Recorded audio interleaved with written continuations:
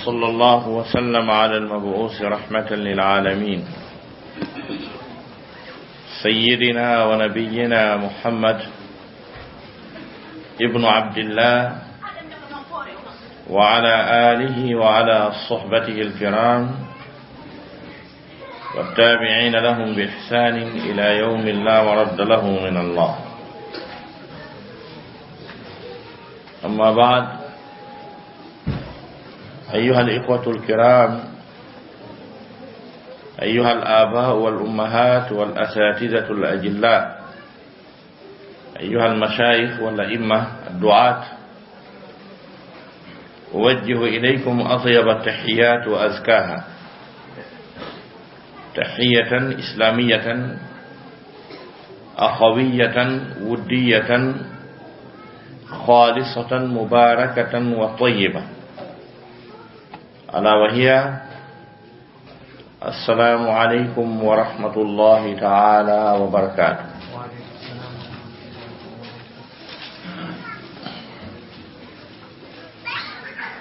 haray musidɓe julɓe tedduɓe, neniraɓe an, baabiraɓe an e karmakoɓe an, o accanaylan hakke ko adi kon tawo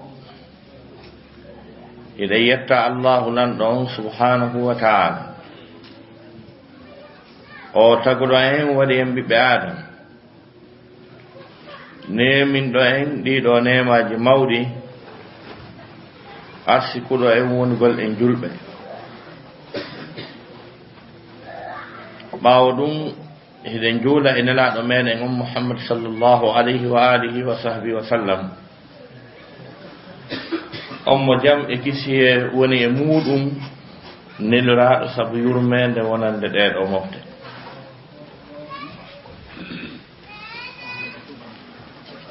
haray musidɓe julɓe tedduɓe, no wonanilan kadi weltare mawde e teddugal mawgal nde mi tawdete e moon e nduɗo suudu Allah teddundu e nder nde ɗo saare wiyetende Liège e nder Belgique. mi fewtondira e moɗon ɗeɗo geece ɗe Allah subhanahu wa ta'ala norɗiniri peewal kañum e kulol Allah, kañum e gonɗinal, tawa ko yo en ɓeydodir yewten fii kaɗo dinal islam. yewtere men nden nde yiilo faade e ko wiyete kon ɗaɓɓugol gandal, ɗaɓɓugol gandal, nafoore e ɓure mawɗe ko woni e gandal kon. kañum e ŋiño sattungo hulɓiningu ko jokkodiri kon e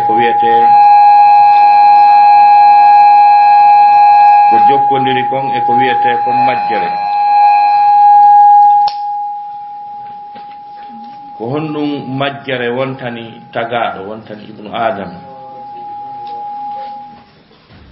sifa ɗum ɗo inchalrahman ko ɗum ɗo woni ko yewten. en toro Allah subhanahu wa ta'ala yo arsi ko en ko yewten e mumtako ko wondi e ƴiyal, tawa kadi ko fi makko woni ko yewtirɗen. haray mbeɗe weddano dendanangal wakkiliɓe seeni tawda ɗen ngal ɗo tummodiral mawgal, tentinima no musidɓe men iwruɓe ka woɗɗiti wano iwruɓe Bruxelles hiɓe ɗo ɓe heewi ɗo tew e yi délégation maɓɓe molnaɗo. haray ɗen toro oustaz Ba ɓe seeno ka tabal dow ga si tawi ɓe ga. haray eɗen toro Allah subhanahu wa ta'ala onon ɓeɗo ɓe Allah tawni nde ɗo yewtere, yo Allah nani on ko woni yewde kon, holla on ko woni gonga kon e mum aska on jokkugol, o holla on ko mi arata faljude e mum aska woɗɗitagol. Mes très chers frères et sœurs en islam, louange à Allah, le créateur de l'univers, le Seigneur des mondes. Nous sollicitons également la bénédiction d'Allah et son salut sur son messager, le sceau des prophètes, Mohammed, paix et salut sur lui, sur sa famille, et celui qui suivra sa guidée jusqu'au jour de la rétribution finale, ou bien jusqu'au jour du jugement dernier. C'est encore pour moi, parce que ce n'est pas la première fois que je tiens des sermons dans cette mosquée. C'est encore pour moi un immense plaisir, une grande joie de me retrouver parmi vous ce soir dans ce temple divin,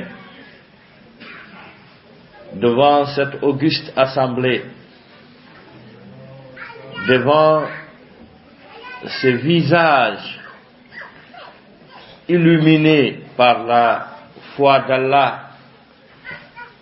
et sa piété également, pour pouvoir davantage parler de l'islam, la religion à cause de laquelle, c'est-à-dire la religion dont notre existence, c'est-à-dire c'est une religion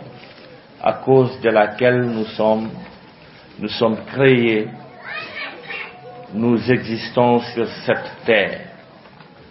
sur cette planète.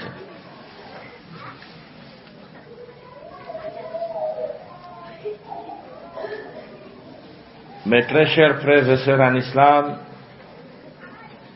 après vous avoir adressé cette salutation fraternelle islamique, sincère et amicale,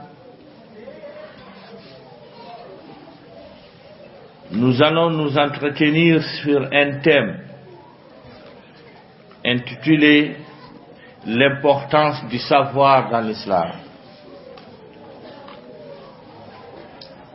Qu'est-ce que le savoir représente au sein de cette religion? Et quelles sont les conséquences néfastes de l'ignorance pour un musulman? Donc, c'est sur ce thème, Inch'Allah, que nous allons nous atteler aujourd'hui, essayer d'en parler amplement et laisser également un temps suffisant pour ceux-là qui désireront poser leurs inquiétudes ou bien certaines questions relatives au thème ou peut-être dans d'autres domaines de cette religion. Une fois encore, nous allons vous adresser nos vifs remerciements par votre motivation, par votre mobilisation massive pour assister à cette conférence. Plus particulièrement ceux-là qui viennent de loin, notamment de Bruxelles et d'autres villes de la Belgique. Mais comme vous le savez, l'auditoire est en majorité Peul. C'est ce qui nous oblige de faire notre exposé en couleur et procéder à quelques résumés sur des passages saillants de notre exposé. Haray musidɓe julɓe tedduɓe, en ɗuɗɗinta haala kan, en ɓanginay tun toɓɓe haqiqaje yowitiiɗe e alluwal e soɓɓundu ndu faalɗe yewtude ndu. on say newnanen jama on mo kala ko tawata kon hino haton jinni e ta hino wodi ko jibi dum ko yowiti e fi ko wonde yewde ko yowiti e gandal ko humpano ko falano andude o lando inshallah ma dum ciobbuli go e nder kaado diina ka tawata no wadani on tigi jibbilibi ko on tigi yidi andugol ko yidi faamugo harede newni ko wannon de wonde e ciarnaabe keldube marbe experience e odo daawo na Cheikh Bado e waytaybe no be way wawbe wallitade fi traitement sifat en question ji staydi aroji gandal ko wiete gandal ko hunde teddunde ko hunde mawnude ko hunde nde Allah mawnini ko hunde nde Allah teddini ko wiete gandal ko Allah subhanahu wa ta'ala e mo yidi teddungal e mo mawnini fi teddungal kanko Allah subhanahu wa ta'ala mo sifitori teddungal e mo inna al-kabiru al-muta'al ko kanko woni mawnudo teddudo towudo mo wiito wonde wa huwa al-aziz kanko woni teddudo mo jogi bure mo yidi teddingol wonde mo wiya ko kanko jogi bure den kanko jogi teddungal ayabtahuna indahumul izzata fa innal izzata lillahi jami'a Allah taali hara ko hadi be jokka diina kan be jokka l'islam ko naadi be jokkugol hefera be ngi goddum go Allah taali ko teddungal doni dabbirta ton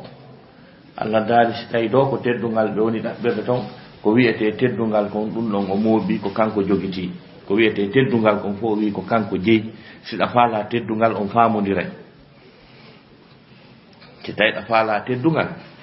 teddungal fu ko Allahu lan don jil fa innal izzata lillahi jami'a ko wiete teddungal kon fu ko Allah jeyi kanko tun jogiti sida faala dum on faamondire kanko heborta ko tortoy ko yoto heborta e di buudi di tanjini den e goddum go ko wiete teddungal kon ko Allah heborta teddungal ngal o jogingal o sendingal kati o sendi kala mo tawa kay bebe mi woni lintude do reba ta teddungal ta ko teddungal nafowangal luttowangal Allah dali walillahi al-izzatu wa li rasulihi wa lil mu'minin lanni goto luttitaado ko heba don halle ngati walillahi ko Allah jeyi al-izzatu wa li rasulihi enela makko wa lil mu'minina ay gondi sa jeya kay gondi be ben a jabali Allah haray kala ko yimbe juwani ma haray na haqiqa asakkitorta fes ko juwana dawo asakkitorta ono yi ale leydi go hari si goddo arino do yo jodo taw ko goddo ari ciowo cikko ka dullere ko fotare ciowo cikko misikina ko ciowi cikki e ko ciowana cikko ni famundiri buttino donc ko ne tawno tum gondinal hari jokkondira e ngin mufu mawi fi Allah ala der ton finalement kon do yalti ko heddi ko fo kan sabbore non kadi aray ha dano tawa waawa si wonama dum kala faala do teddungal o jeete e gonnimbe ben Allah lan don sendinga Allah subhanahu wa ta'ala o dali wa laqad karramna bani adam gondi men teddini bibbe adama be adama yankobe men teddini be jonnon ka adna do ko yimbe be wona andiri ko wiete teddungal kon ko piiji tati buri mawnude ko yimbe be andiri ko wiete teddungal ta so on tigi yaltiti ando to wari ta so yaltiti wiete Allahu akbar ta ko du wiete wobbe non no wiyane Allahu akbar hana be hawa na teddingol be way fere ala yimbe mobube economy leydi fo nyaami jodi fag jama on no tampi no weela kambe doga e kat ke fimeji bedo si ardi e gardigolje mum e pinkaaji mum ben si wiyama Allahu akbar bay feere ala rebe hawa donc ko piiji tati ko imma ndiɗo jawdi indi teddire neɗɗo no teddinire sabu jawdi makko ɗum ko yi'a ɗum ko anda ɗum goɗɗo no teddinire sabu laamu ngu Allah subhanahu wa ta'ala okkimo goɗɗo no heɓira teddungal sabu laamu ngu Allah okkimo e wi'al noon hino naati e nder cadre ngal teddungal ngal wolɗen ɗata feŋon no moƴƴi battane ɗen moƴƴe ɓay woodiɓe Allah subhanahu wa ta'ala okki bi ma'ana laamu kono hara na sabu yiɗugol ɓe okkiri ɓe laamu ko ɗum waɗi aya haalɗo fi laamu konngol fi yiɗugol arngol ɗongol ko konngol feerewol Allah dali qulillahumma malikal mulki tu'til mulka man tasha'u wa tanzi'ul mulka mimman tasha'u wi'yo ko jooma an woni ko jogi laamu ngun ko wi'ete laamu kon fof ko Allahu lan ɗon jogi tu'til mulka hiɗa okka laamu man tasha'u mo yiɗuɗa on yiɗuɗa ɗon ko man tasha'u wi'a o wi'ali tu'til mulka man tuhibbu yani ko on mo yiɗuɗa okkugol laamu na on mo yiɗuɗa tigi tu'til mulka man tasha'u hiɗa okka laamu on mo yiɗuɗa okkugol laamu si tawno hara ko tu'til mulka man tuhibbu harayno ko okkaɗo laamu ngun Allahu lan ɗo yiɗi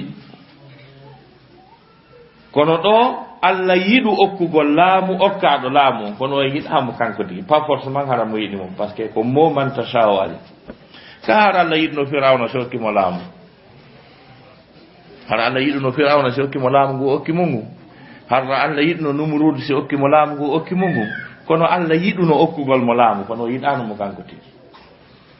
ko ɗum bi mana firi man tasha'u ko ɗum sendiri man tasha'u e man tuhibbu neɗɗo hino teddira kadi sabu gandal ngal o andi mo teddira kono ɗiɗo piiji tati ɓurɗi mawde ko teddirte ko hecci ɗiɗo kadi fof ɗiɗo tati ko hecci ko gandal ngal teddirgol gandal ngal ko waɗino hiɗa wiya e haalaje men ɗen haala fi yiilugol mukkal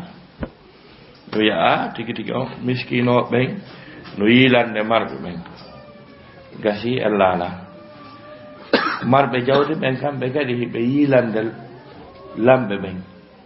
e laala ɗon sikka lamɓe ɓen kamɓe kadi komɓe ɓe yiilanta jannguɓe ɓen lamɓe ɓen kañum kadi yiilanayi jannguɓe ɓen kono anndino yiilugol lanɗo mukkal na e kene kono o yiilay kan kadi no woodi mo yiilanta net kan kadi ko jannguɓe ɓen o yiilanta kanko kadi par ce que ko jannguɗo on tum wi'ata lanɗo on wiyata bimbi tawa conseiller fof ɓe gardikol dunda cour nder ton wiya o walnawnde sawa pa ma jannguɗo yiye ma docteur jo adde docteur jo on dogane heña ma o naɓe ka docteur jo wonɗon on docteur jo wi'a lanɗo on ɓorto ha laaɓa pos walɗa ɗo o na gando wandi lanɗo on ɓorto ha laaɓa walɗa ɗo si tawno mo hamanino lanɗo on o ɓillay lanɗon ɗon no fara o ñoƴƴa becce ɗo ena foofu moƴƴa o ñoƴƴa kadda ko affaire woni hakkude maɓɓe na fi cellal ngal tum par ce que o heɓanimo occasion fof moƴƴa lanɗon kañum ko andi ko wayi hay ko telen ɗon woni mo ɗumannorade kanko anda o ɓiƴa tum fi alhaali wonno hakkude maɓɓe kono ko gando on tun ɗo wawani ɗum lanɗo on ka lanɗo on si ñeñini kadi ha tawi gando on ɗo ka mimbaru makko hari ara noon ko andano koyo fof sappinano lanɗo on ka fof garda bout sappinano lanɗo kono ɗon ko fof sappinanto imam on daro wiya saffa monsieur le président saffa so faala président on haysino feewi enna ƴawe yeeso aɗa yilta hollugol mo aɗomo ka pouvoir makko par ce que kanko janggi kanko wawi fatiha donc silan on habbiri darni monsieur le président simo fala o jetta alif lam mim zalikal kitab simo hunji o darna mo ama potano lan do su sortade don habbirama o tura lan do ngaka bo monsieur le président a jon ko tura gol nani an don touré monsieur le président ko tippa gol halle ton nani sujja joni lan do sujja ana monsieur le président assalamu alaikum jankade atawta lan do donc ko gando tu waawiri ni ga ko jangudo tu waawi wadde dum do lando jangudo tu ko do wadi kala ko teddira kon fu ko adna do ko buri mawnde ko teddirte ko gandanga ko sab ko do wadi si Allah subhanahu wa ta'ala kanko tigi e hoore makko o sifitori ngal ganda o mantori ngal kadi wal alim ko kanko woni andudo al khabir nderdido won do compétent al khabir anko Allah subhanahu wa ta'ala yilti kala ko tagi kon fop ko buri joga gol gandal ko buri okkude gandal ko tagi kon fop ko enen adama yanko men lettre imen den jangi buri jinna den buri jinna gandal fes haye battonira ko Allah okki en kon no mawni enen adama yanko men kono Allah subhanahu wa ta'ala wadi en défi o holli den andi kono mu buri en battonira ko parce que bay o janni en ha en andi piiji o wadi en e jibili be goddum wi faal den kadi andude dum don ko nanyande tay Allah yitta yo yeto en hebi gandal kono duuda tay sikku ko buyi hebuden ko sedani Allah dali wa yasalunaka anir ruh qul ruh min amri rabbi wama utitum min al-ilmi illa qalila belando ma ya muhammadu fi ruhu he yeto be ruhu on dey nun ko fiyaake jooma nun ko on alhaali ruhu on e gandal mungal no natirta no yaltirta dun non ko domen jooma an taw sikku non don jangi wama utitum min al-ilmi on okkaka e gandal illa qalilan sona seeda kono modi gandal no mawni gandal no wada barki ndare seedani ko Allah wi en okkama kon ndare ko dum gollani aduna on ndare de Airbus je ndare de A380 ndare di Titanic je ndare di navire je ndare di satellite je ndare o GPS ndare o téléphone portable ndare de lekkele ndare o progrès médecine ndare dum do ndare goddo no hunjo alqur'ana hunjo sahih bukhari hunjo fiqhul islami on fo ta ko wona tawo fonta ta kaydiri ndare defte fiqhul islami ta ko ruttetede e munden hide fawi defte guluji nay ta ko marji na ko winda ganti ngako dal si sofi ka yete ton na ko suuta e der den don docteur Ahmad Salabi o windi deftere ne mu jalla temedere cerno goto tawi de gande do fof de defte sondo hefera be ngarno libi empire ottoman on a dawla usmaniya bay ari be libi mo nder turki be jetti defte de be intéressé e mun den fi ko science kala defte ko wi'a fiqu fi sariya ko fo be yoli de kamayo mayo ngon dian dane jampe wonti bale ndaha defte den tellement ko defte den duudi ndare de do gande fop Allah wi dum do fo ko sedani e gandal memudo wama utitum min al-ilmi illa qalila modi dum no wada barki ka wa yasalunaka anir ruh qul ruhu min amri rabbi wama utitum min al-ilmi illa qalila on okkaka e gandal si wana sedani hebu don ko wete gandal ha Allah subhanahu wa ta'ala o banginani neddanke on berko hebe gandal kon ko yidi kon o jonnimo be ebbondira sakko be fota Allah subhanahu wa ta'ala himo yewta ka suratul baqara ka ayatul kursi Allah dali ya'lamu ma bayna aydihim wa ma khalfahum wa la yuhituna bi shay'in min 'ilmihi illa bima sha'a ya'lamu ma bayna aydihim wa ma khalfahum yani kala ko wanno kon fu e ko wadata kon fu bi ado Allah tagude kammuli din jedde leydele din jeedi parce que programme Allah o ngal teddungal e de do gande e ngu tagge fu e de planète je fu ko yoton ɗum ko waɗa ɗum programme waɗa taw gandal waɗa bindude taw a registra taw kala ko watta ko mo wawi waɗirde kun faya kun kono o rewri gandal kala ko tagata kon fof e ko moƴƴinta kon fof yaari bindol taw ko adi tagude ko karambol ko aala gandal ka karambol taguɗo on adi tagude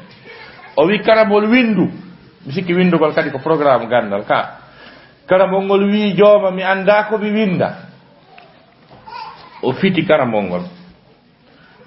waɗani ngol dicté windanan ɗon ko mi tagata kon fof kon kala inde mum karambol ngol windi wele geeru batirire clé 17 ɗum ɗo kala ko woodi ko gollitirte ka adna kon fuu karambol ngol windi fof sa gayni windanalan ɗon kadi kun kala ko a honde tuma wonata clé o majja ma o bona ma o ɗumanno laje mum ɗen fof kadi winda karambol ngol windi fof haalani windanalan arsikaji mum ɗi fof kadi fof winda fof kala programme ko watta kon fof winda a registra taw ha on geste ko karambol ngol waɗi ɗon ko mawni kon Allah wondiri Allah daali nun wal qalami wa ma yasturun mi wondiri e ngol karambol e ko ngol windi kon ulama o wi'i siha on ko jam'u kono urida bihi al mufrad wa ma yasturun bay ko galamo ɗum daari ko oɗo cheikh Mohammad Ali Sabuni ka safatu tafasir makko nun wal qalami wa ma yasturun mi wondiri e karambol ngol e ko ngol windi kon bay fo windama ha gasi a registra e registre njano hiɗa wawi wiwde ɗum hande ɗum a registra e logiciel njano molanaɗo ka ordinateur wi no wiye lawhil mahfouz ɗon a registra ɗon ha gasi clé on taguɗo jogiti donc ko on clé ɗon molanaɗo ko ɗon gundoji ɗi woni mo kala kasi windano ka ɗon alamoto kala fallangal alamotako si windano ka ɗon a heɓay jawdi kala fallangal a heɓata jawdi yilti kadi ko tagi kon fof adama yanke o waɗani kon kala département mum ɗon ha gasi aske mum e programme mum on o place magasin mum o waɗi saabi o jogiti ko ɗoni maana wa indahu mafatihul ghaibi la ya'lamuha illa hu ko kanko jogi saabije arsikaji ɗi e teddungal ngal e ɓantal ngal e cellal ngal hay goto anda ɗen saabije ka woni so wona kanko o daali wa in min shay'in illa indana khaza'inuhu wa ma nunazziluhu illa bi qadarin ma'lum ala hay hunde sina meɗen joggi saabi hum arsike e ko fofata kon Allah daali men tippinta sina ko men faala tippinde ko on tigi heɓata eɗo goɗɗo marɗum million ji ka banque dañandara Allah tippinanamo ko wiyete itten kooƴe soƴƴen kon o naɓiramo e burure ka o yiyata ɗum ta tippotako no waaliɗa kono ko bel ko tippina kon memata donc Allah subhanahu wa ta'ala ko noon taw ko ɗum noon ko windino ɗon kon eko waɗi kon eko watta kon fuu ado en arde ka leydi ko ɗum noon fof wiyete ya'lamu ma bayna aydihim e ɓaawo nde arɗen kadi ko waɗi kon fof ha ñande en fof men mayɗen ma ha ñande mayɗa ɗum noon fof no naati ya'lamu ma bayna aydihim imi ñande mayɗa ko waɗoyta yeeso ton kon fof kadi ha ñande leydi ndin tagga ko ɗum wiyete wama khalfahum fo muɗum taguɗon no andi fof o wi noon amma noon onon kon ɗum anduɗon wala yuhituna bi shay'in min ilmihi illa bima sha ko ɗum wasi wiwɗen janguɓe men tigi tigi wallahi aray ko yimɓe wonɓe simple so wi ɗum no sonka no barga no boota no giruka no nandu hunde heɓaki taw sina ɗum par ce que hareɗa andi heɓaki par ce que ndare ɗum ko sifa ɗo kon ko taguɗo on jeeyi kon e ko andi kon e par rapport ko wiyaɗa aɗa jogui kon hareɗa andi sina jogui goɗɗum no ɗon anda andi goɗɗum ala ko yimɓe tun sikkino ton kono an on hareɗa andi goɗɗum ala ɗon ɗa jonnita jeeyɗo on jeeyal ngal ɗa andi ko goto gandidi wala yuhituna ɓe huuɓidota ko andal bi shay'in e hunde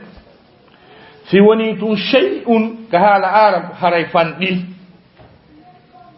Allah no wawno wiide wala yuhituna shay'an ɓe wata huuɓidade hunde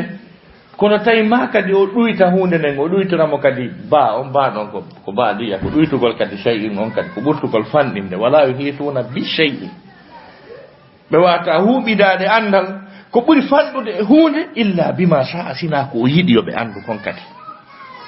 modi ko woni gando on ka andi o defi jangube ko dum no wadi ngal gandal do valeur maada teddugol maada an o tagado wana ko jelu marda ka bank wana la materi ma no fotata teddugol maada ngol no feppondire ber ko anduda ko gandal ma ngal won teddugal ma sa gandida disu mesure yaw dara ko ha on to anduda wiya ko din kiloji jogida gandal ko din kiloji jogida teddugal si tawi gandal ala teddugal ala kala gandal no kala gandal woni gandal dina woni gandal sharia woni gandal goddum go si gandal ala a pesa hay fusko al balahu sede mum Allahu lando subhanahu wa ta'ala ko tagi kon fop o noddali assemblée générale hollitali fus ondo tagayno nyuuji tagutun nyuuji goto teddinira ka fi nyuuji no tagede ondo tagayno malaika e mawdi fu goto teddinaka hollitaka fus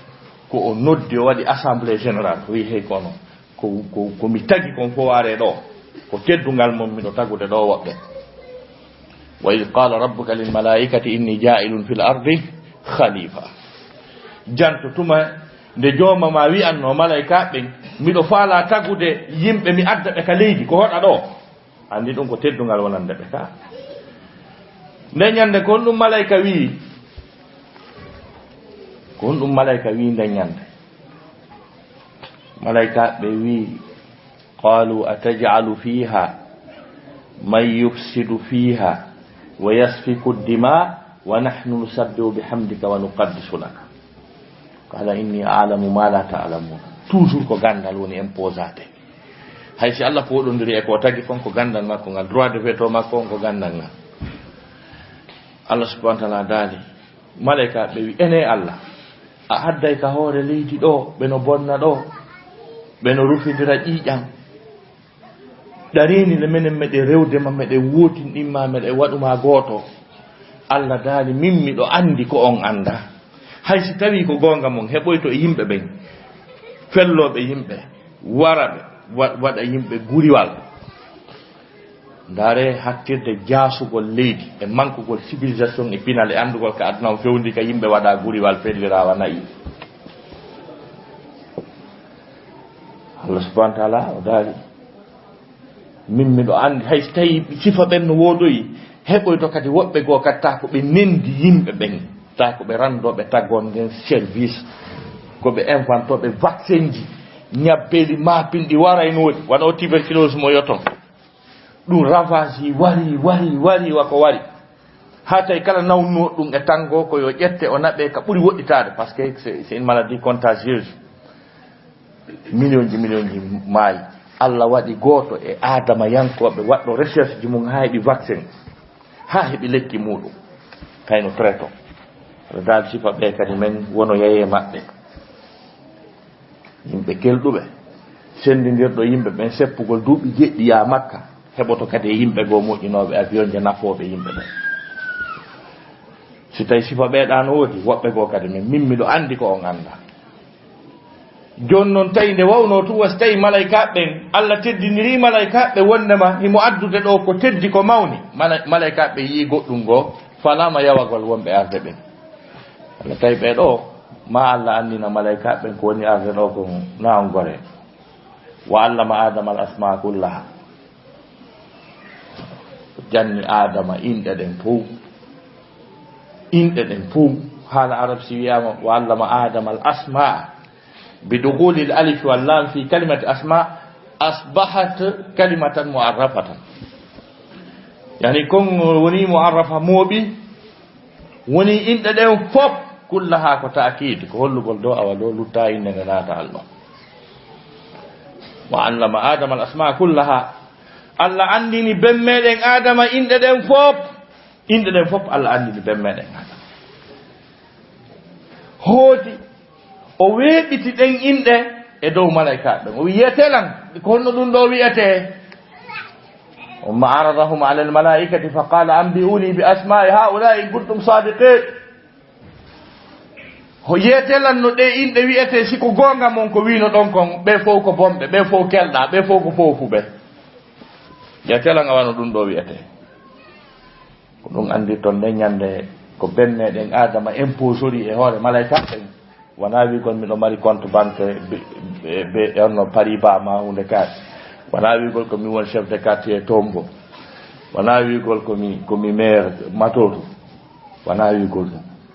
men nyande teddungal ngal Allah okki bemmen adama e do malaika ben ko tele masengo ganda yeltoy Allah wi hey kon adama yetibe no du wiete ala ya adam ambi bi asma'ihim yetibe no be no du wiete adama ya dunda ko wede kiyo dunda ko ordinateur dunda ko camera dunda ko dundo o tinnini malaika inde tay malaika anda hay gotum konno wiete directement adama woni karamoko malaika woni talibajo eyno karamoko eyno talibajo jullere den ko wotere kombo jotto karamoko en ta malaika fili kisam bagage akani adama wi mum be lendi yo be dirisu be wonta do représentant Allah be exécuta ko Allah faala kon be rado ko mettata Allah kon ko dum woni rol mabbe no horo ndi do leydi ko duwete khalifa ko lonto ko ardo karmo ko jome monanado a Sheikh Muhammad al-Mutawalli al-Sha'rawi rahimahullah هذا الشيخ هذا العالم العلامة المفسر وي او آية دو علم آدم الأسماء كلها woko do famata e o aya do wonnama adama yanke jom kala gandal ko wiete science kon fu kala gandal ko wiete diina kon fu Allah awi dum e makko o wi parce que science on o fo makko ko inde science on fop ko inde jangube chimie be jangay ko be enta kon e tableau périodique des éléments de Mendeleev. C'est-à-dire, chaque corps a son nom. En matière de la chimie, on parle de la nomenclature. C'est-à-dire, ko haalugol fi inde corps giding e pi giding e dumaji mun ding kala ko wadi no mari inde. Science on fop ko inde. Ko nanata ko azote,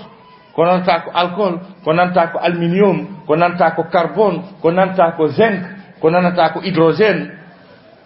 C'est des noms et leur masse atomique également. Nous non kadi c'est des chiffres ko inde. Kala ko wi'a science ko foko inde. Hay matière jidin ko inde. Ben do ko biologie, dum do ko histoire, dum do ko philosophie, dum do ko mathématiques, c'est des noms. Toute la science.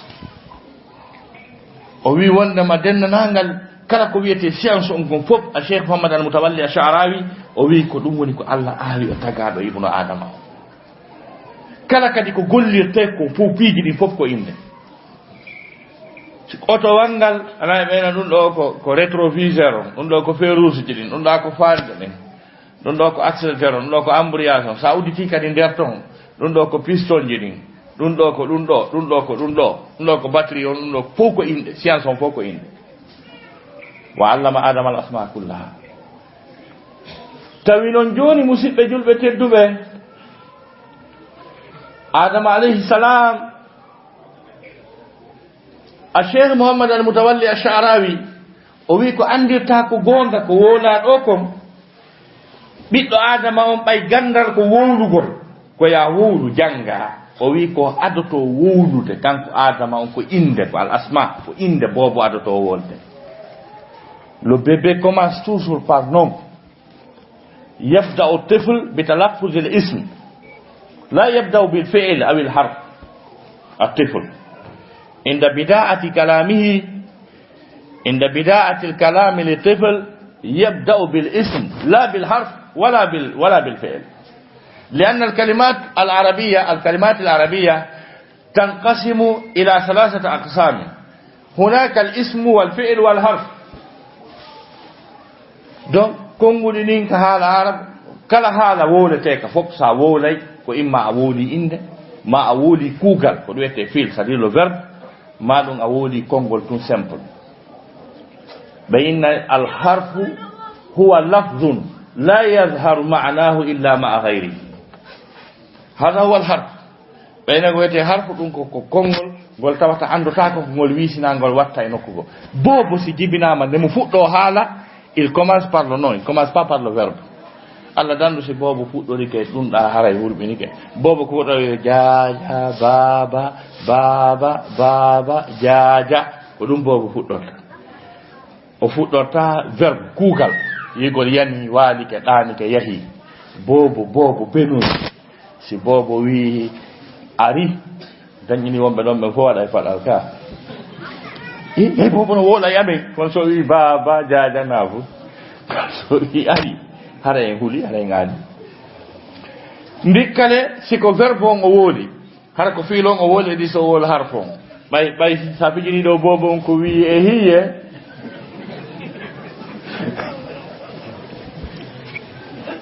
dañira hara ma fudi orama fiji do bobo ha ko wi enele ko ni watta doga ya bam dulle ko harfu parce que ben al harfu huwa kullu lafzin la yahdum ma'nahu illa ma ghayrihi ko kala kongol ngol tawata anduta ko kongol wi ko sinangol wattita e ko wana kangol ko parce que mo ari do wi e hiye o yahi e wi ayo feti parce que famali ko wi ara ne sabbi goddum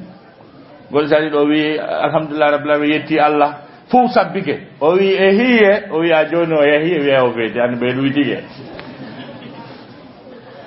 parce que hare ko harfo woni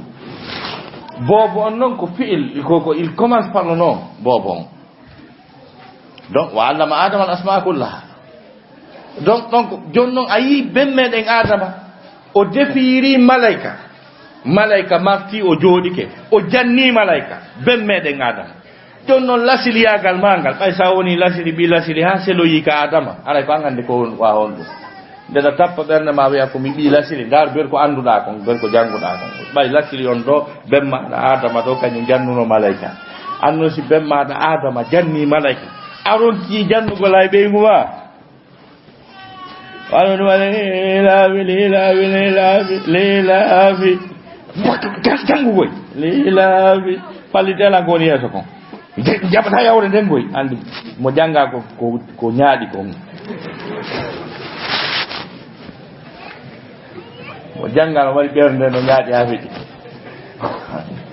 si tawi an bemma da adama janni malaika ronka jandude hay be nguma ni haray ma saadi ndare Allah subhanahu wa ta'ala no yewti fi annababe dido o yo teddinibe tay ko teddinibe ko gandal ay wala qad atayna dauda wa sulaymana ilma men okki dauda e sulaymana gandal wa qala alhamdulillahi alladhi faddalana ala kathirin min ibadihi almu'minin wa warisa sulaymanu dauda wa qala ya ayuha an-nas علمنا منطق الطير وأوتينا من كل شيء إن هذا له الفضل المبين Allah dali gondi men okki Dawuda kanyum e Sulaymana ganda men okki Dawuda e Sulaymana ganda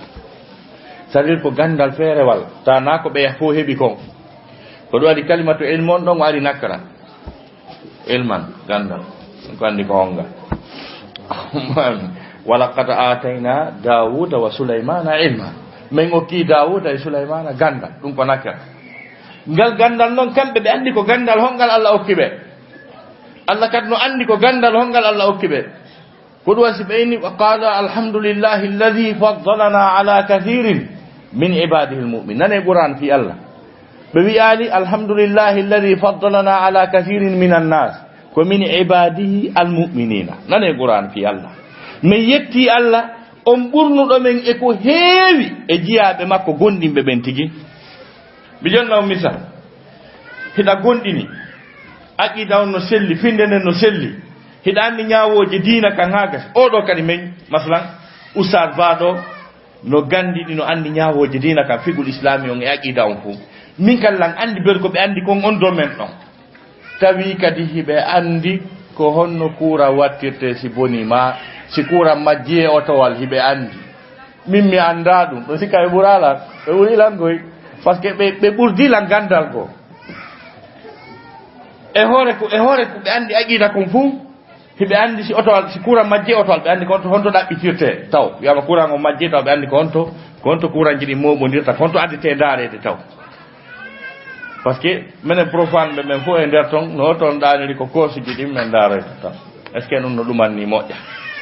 allah si min memi ɗon ngal huɓɓali ara salli ala mouhammad min anda ka daarite hande kadi hanon tigi naati e koddi ko ɗum wasi ɓe inni ɓe yetti allah on ɓurnuɗo ɓe dow ko heewi e jeyaɓe makko gonɗinɓe ɓen koye nder gonɗinɓe ɓen ɓe ɓuri goy allah daali wa warisa souleymanu dawuda annabi souleymana e gandal ngal okka annabaku ngun ko jeeyi kon foppo e gande ɓay ben makko feƴƴini kadi o tawi mo jogui ko makko kon o mooɓi kadi ko ben makko joguino kon fof e gandal ko ɗum wiyete gorgu ko ɗum wiyete ɓiɗɗo gorko si wiyanoma baben ma ko karamakoɓe renommé accanaɓe kamɓe julni duuɓi 50 ka miside ɗon ko kamɓe janno marno taaliba temedere yaahi si ɓe feƴƴini an kadi remplaça ɗon hendoɗa ɗon kono an ko jooɗago wiya ndara menen ben amen tigi duuɓi 50 ka miside amen ko kamɓe julni sa bihi basiran anda oya sa wolani ɗum no hersini ko ɗum waɗi si allah daali wa warisa souleymanu dawuda ɓay ben makko feƴƴini o mooɓi kadi gandal ko ben makko jogino kon fof fa qala o wi ya ayuha nnas ko ono yo yimɓe dari annabajo no déclara par ce que sa heeɓi nema o sa wowli sina yin ko bona fa qala o wi ya ayuha nnas ko ono yo yimɓe si tawi onon ko janna ɗon ko qur'an e tafsir e fiqo e ñawoje laaɓal e korka e ɗuma o wi menen on limna min jannama mantiqa tayri ko colli yewtata sikki hatti ka communiquegol e colli hatti ta kamɓe e colli ɓe yewtide annabi souleymana si ari no tawi colli ɗin no moɓodiri hino wolde o jentoto onna ɗi wolde ɗo important ɓe an dari ɗo ganda ko jolli woni o ko akkannade o yewtida e majji haga o limna mante fattoyo ko hollugol niveau a julɗo jannguɗon feƴƴi niveau haalaji ɗi yimɓe ɓe wolta ɗin joni ko dow ko yaw dow c'est à dire hande guinéjo wonɗo lagene to on si nani ko chinois wolata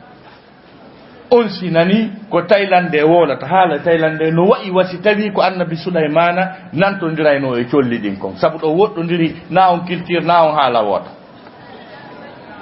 kono ya ahi ceerno an a guinéjo diina maɗa kan koye arabu ka tippi an a nanata arabu président maɗa on koye français wolata an a nanata français business adna allah on fof huwodire ɗen fof ka tumbiɗa ɗo e ala pourewal ha siɗi ara ko air france les premières informations c'est en anglais sa yewtoyi tum min pour la première fois voyage gollan ka jooti koko mi iwno lagine mi ari chine ɓay pays ɗi mi traversé e mum ɗin ha mi hewti chine mi ari e ke'ego e nder chine wona peke wona shanghai wona hong kong kañum e shenzhen e guangzhou ha gasi ɓay mi waɗi on tourné mi artoyi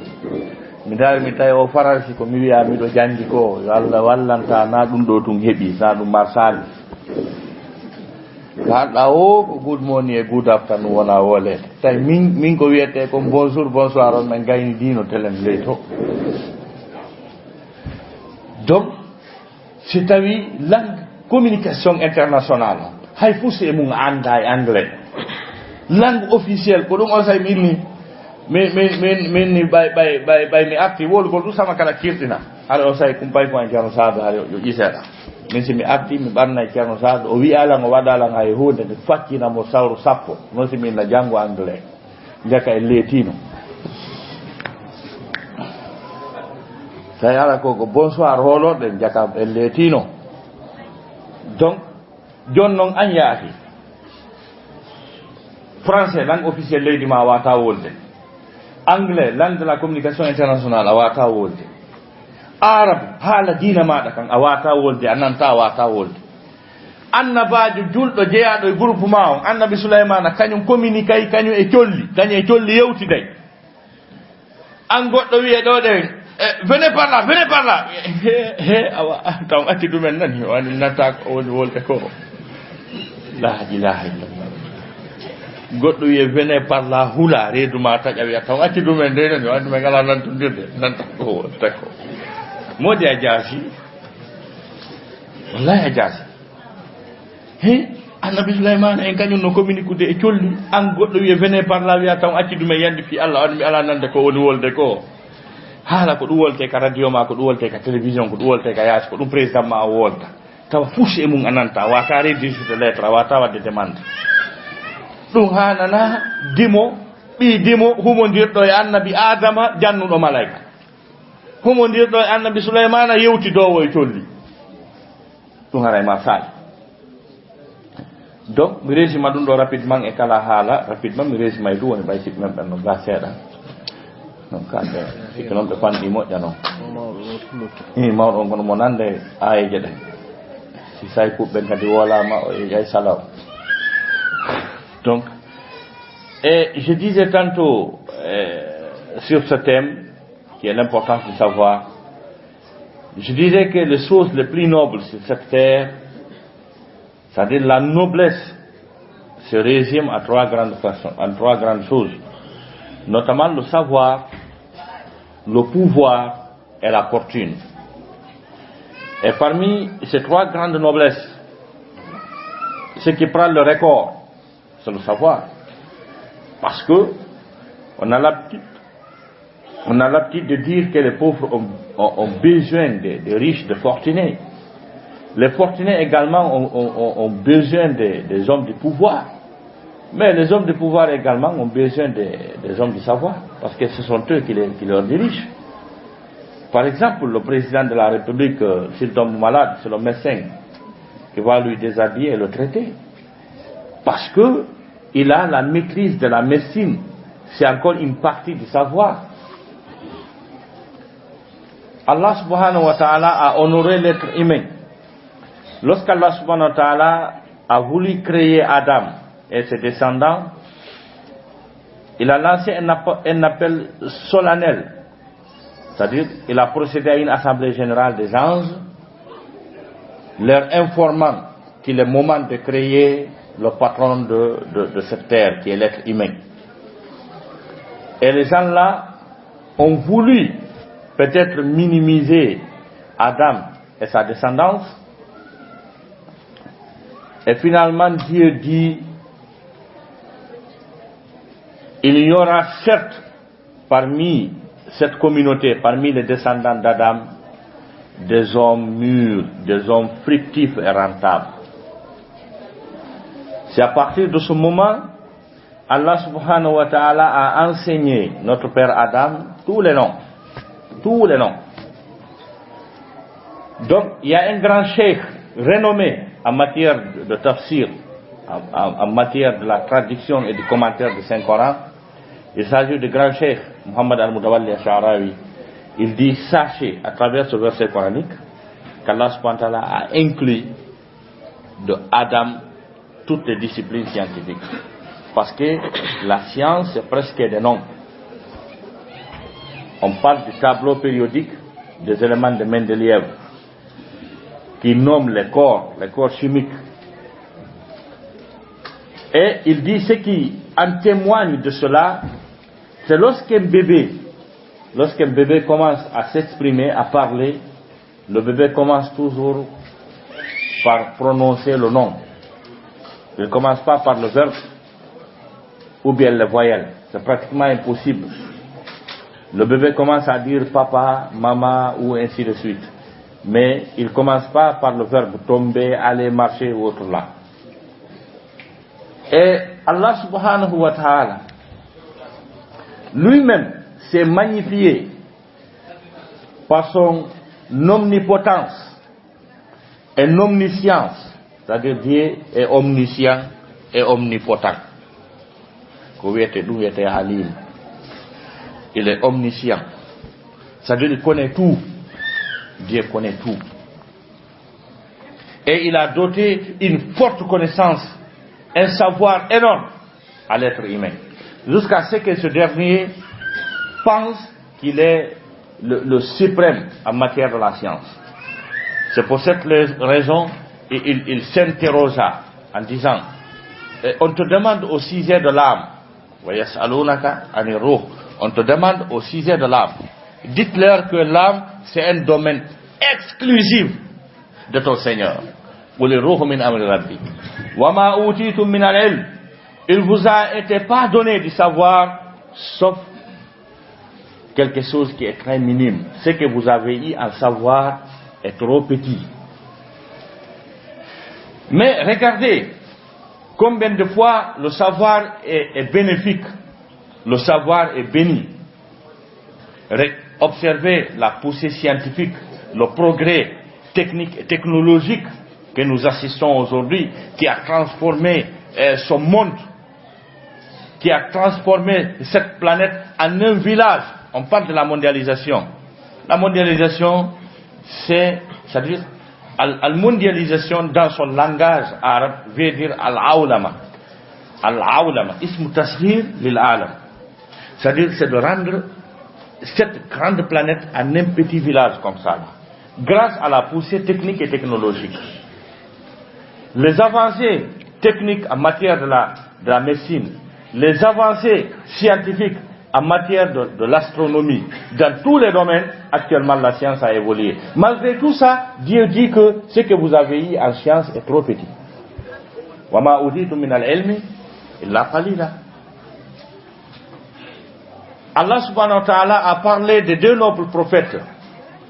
Il s'agit du prophète Salomon, Sulayman, et le prophète David. Dieu dit, وَلَقَدْ آتَيْنَا دَاوُودَ وَسُلَيْمَانَ عِلْمًا. Certes, nous avons doté à David et Sulayman le savoir. C'est-à-dire un savoir. Ils disent, nous louons Allah subhanahu wa ta'ala de fait qu'il nous a donné une grâce supérieure à une grande partie des êtres humains. Alhamdulillah, alladhi faddalana ala kathirin min ibadihi al-mu'minin. Voilà des gens qui pouvaient communiquer avec des oiseaux. Notre prophète Salomon communiquait avec les oiseaux. Et si toi, actuellement, notre père Adam a enseigné les anges, notre prophète David et Salomon communiquaient avec les oiseaux. Tu vis dans un pays francophone, ton président s'exprime en français. Ta religion, la langue de ta religion est l'arabe. Parce que c'est Dieu même qui dit, Inna anzalnahu Qur'anan arabiyan. Nous l'avons fait descendre un Coran arabique. C'est-à-dire de la langue arabe, du dialecte arabe. C'est ce que Dieu dit. Tu ne peux pas t'exprimer en arabe, tu ne peux pas t'exprimer en français, la langue de la communication internationale, la langue du business,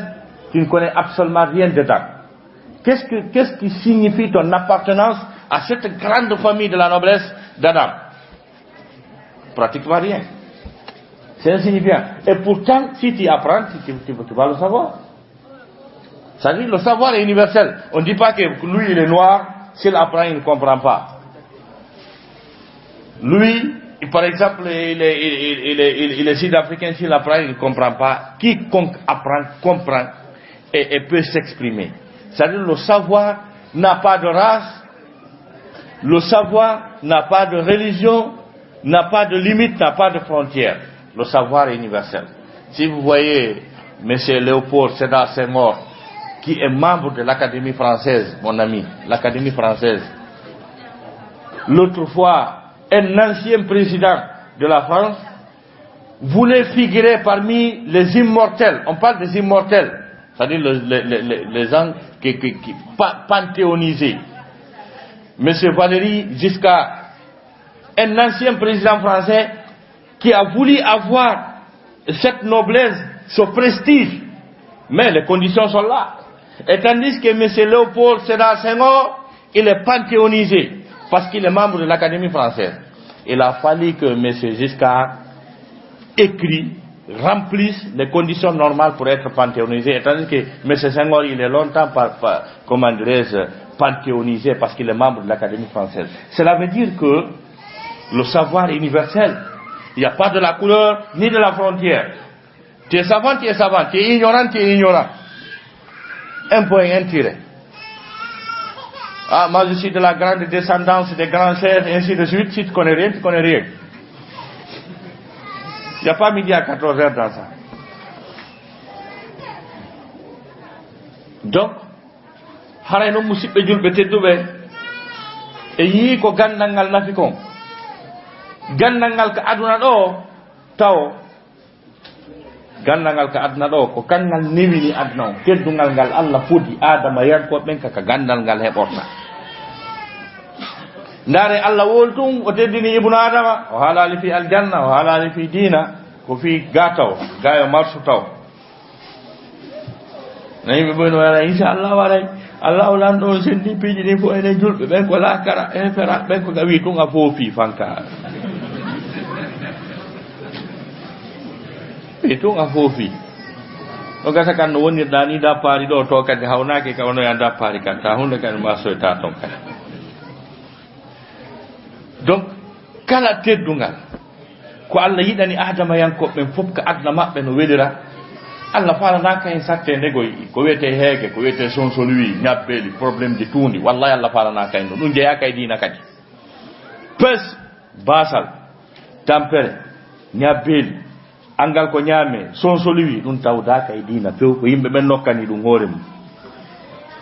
yahe makka dina no wodi puri makka yahe hajjoya ya ko be nyamata ya ko be borni yaade be doginta elani ta auto esa denyo no ramakiti do to mari kamagi sodugol hubina to angalo accangal no ya wada de sorti tan warta benno battondire hege donc ben battondira e tundi dari no cionci ben labiri dari no ben labiri anno sa sikki ko wete l'islam on ko kaftane on ko nyobbondir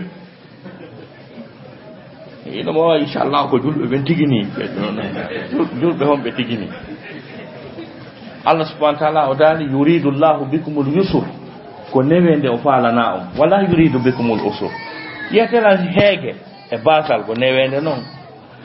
yuridu Allahu bikumul yusr ko newende o falana on kono den newende non ko de heborta ko gandal ndare tun Allah dal tu wala qad karramna bani adam min tadini adama yankobben o wi wa hamalnahum fil barri wal bahr wa razaqnahum min at-tayyibat wa faddalnahum ala kathirin mimman khalaqna tafdila ka men tedini adama yanko be men rondike be kan jorndi men rondike be ka bahar c'est-à-dire ka sibe ka der diyan sibe jodi banni tasium ba so yi o Queen Mary une seule fois mi Queen Mary à New York ngal arayto wonde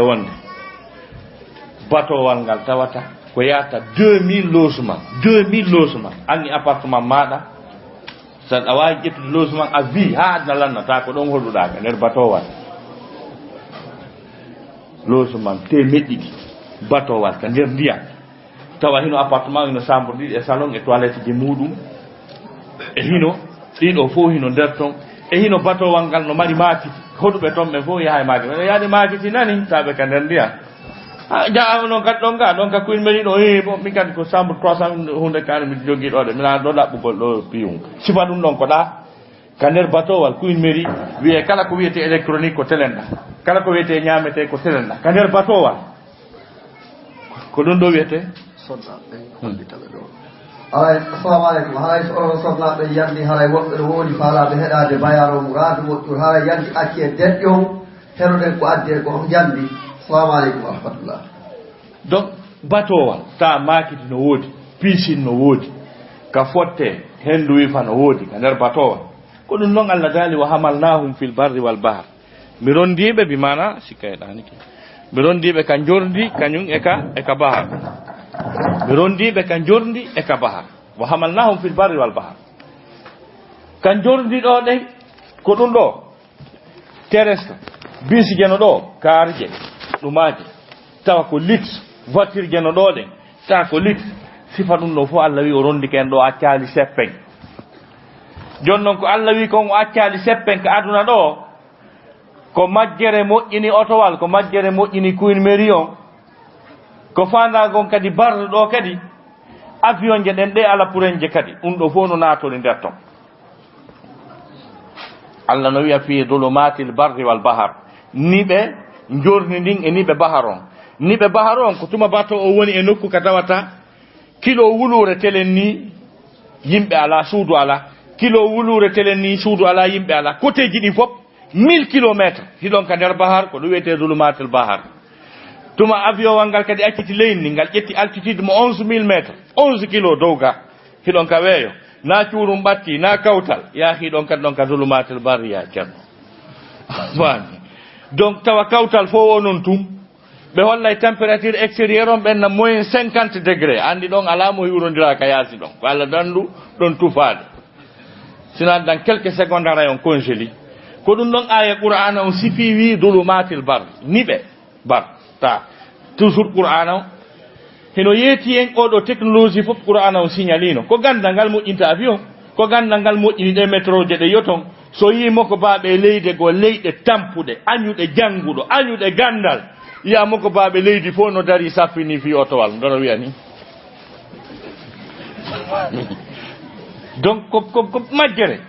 ɓe otowal moƴƴintake nokku go adde ka maɓɓe ngal monte ɗon ɓe montata otoje ɓe moƴƴinta pièce ɓe moƴƴintaɗe hatta ɓe daro ka lawol ɓe sabbo oto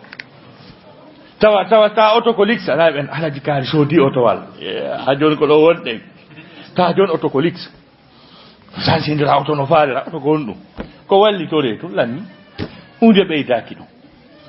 kono ɓay tun janngaka ko gandal ngal addata hoyende nden e newende nde nden newende nde allah fodi en wallahi ko jannguɓe ɓen profitata allah fodi adama yankoɓen allah subahana taala fodiɓe fowtere kono ko si ɓe janggi no woodi aya qur'ana wiwɗo allah wi no mari ngaluji ka kammuli mo mari ngaluji ka leyɗele o sous-sol mo yoton mo mari pétrole mo mari bauxite mo mari piiji ɗin fof dow ga kadi no mari piiji ɗin fof o bahru ko yoton ko yayi seconde andi sénégal kamɓe ɓe innayyi ministre de l'économie maritime ta ministre jo spécial fi waafo on e ko won ton kon e ko wallitorte ton kon andi goɗɗum no nder ton ministre de l'économie maritime allah subahana taala holli jawlenoy ɗum fof omi yahe ƴetton nani ko onon jeeyi kono o memata son janggaali ko gandal memir ton qul ya ma'shara al jinni wal ins in istata'tum an tanfuzu min aqtari ya ma'shara al insi wal jinn in istata'tum an tanfuzu min aqtari samawati wal ardi fanfuzu la tanfuzuna illa bi sultan hay kono yo dente jinna yimɓe kala ngaluji koni ka bahru e ka yaasi e ka kammuli yahe ƴetton allah wi o memata noon son janggali o memata ko ɗum waɗi a yeey ɗo portoykoyno jooɗo ɓenna pays kaari sous développé ye ko no wawi wiide ɓen koɓe sous développé par ce que koɓe gros consommateur ko soodoɓe ko jannguɓe moƴƴinta kon hay si ɓe ñaami ha ɓe haari koɓe sous développé par ce que si ɓe waɗi tun grève ɓenni ɓe yeeyataɓe l'Arabie saoudite e milliard ji mum en dollar fof si tawi pays ji moƴƴinoji avion ɗin e métro e auto wimɓe on mi yeyata on auto e ɗum hannde kadi aroye ha yoruwa on no seppa ko ɗum wiyete développement donc tuma ɓe moƴƴini kamɓe kadi donc hollugol on ɗeɗo gande o science mo yoton et puis kadi hay si leyndin no mari ngalu ko jannguɗo on profitata mi jonnam exemple si tawi tonne goto bauxite no yeeyede wona $20 tonne goto bauxite leydi majjiyankori ndi tawata jannguɗu ngala ƴettino programme law wiyama ko jannguɓe woni bomɓe ɓen jannguɓe fof yowanoma andi allah yettanoma ɗon jannguɓe fof yowanoma wiyama ko jannguɓe ɓen woni bomɓe ɓen leyɗe ɗe tata ɗe wi ko jannguɓe ɓen e marɓe ɓe woni bomɓe ɓen ko miskino waɗɗo perkane ko on woni makko ba o tata ala e ko ñaama ko okkore donc si tawi ɓen no mari bauxite e mana tawa tonne goto ɓe yeeya wona $20 tonne goto exemple $20 jannguɗo on sooda on tonne goto o moƴƴina ɗon pradoje tati bet ngal kala o yeeya $50,000 ɓeydi ɗo kombo gagni ndaare hakkunde $20 e $50,000 e tawde kadi si ɓe soodali ko a ñaama e bauxite on leyɗe jogiiɗe bauxite tawi hino janngi kanon exploitanta hoore mum par exemple ndaare l'Australie par exemple premier producteur mondial de la bauxite pays go mi ala innitude kañum ar deuxiéme rang ndaare hakkunde fi allah Australie e on pays no alhaali on sertir ko par ce que ɓeeɗa no janngi ɓeeɗa jannga on parle pas du développement sans le savoir si janngaka marsata hunde marsata hara janngaali donc den nedin newendeji Allah haccitaaka kala o wi onon adama yankoɓe moodi miɗo yiɗi on miɗo yiɗani on newende kono ko son jangi si heɓon newenne si kefeero kef waɗi gandal soobe mum ɓay pellen buye men no andi fewndo wonno to ABCD basira ya ɗum ko beddugol tan janngu si ari ga seeɗa bo minen ka l'école minen janngude nani ranno janggoto ranno janggonto wallahi gono iya jomiraɗo ɓiɓɓe jomiraɗo rewɓe ɗiɗo e ɓiɓɓe no wiya minen ka l'école minen janngude ga ma jangge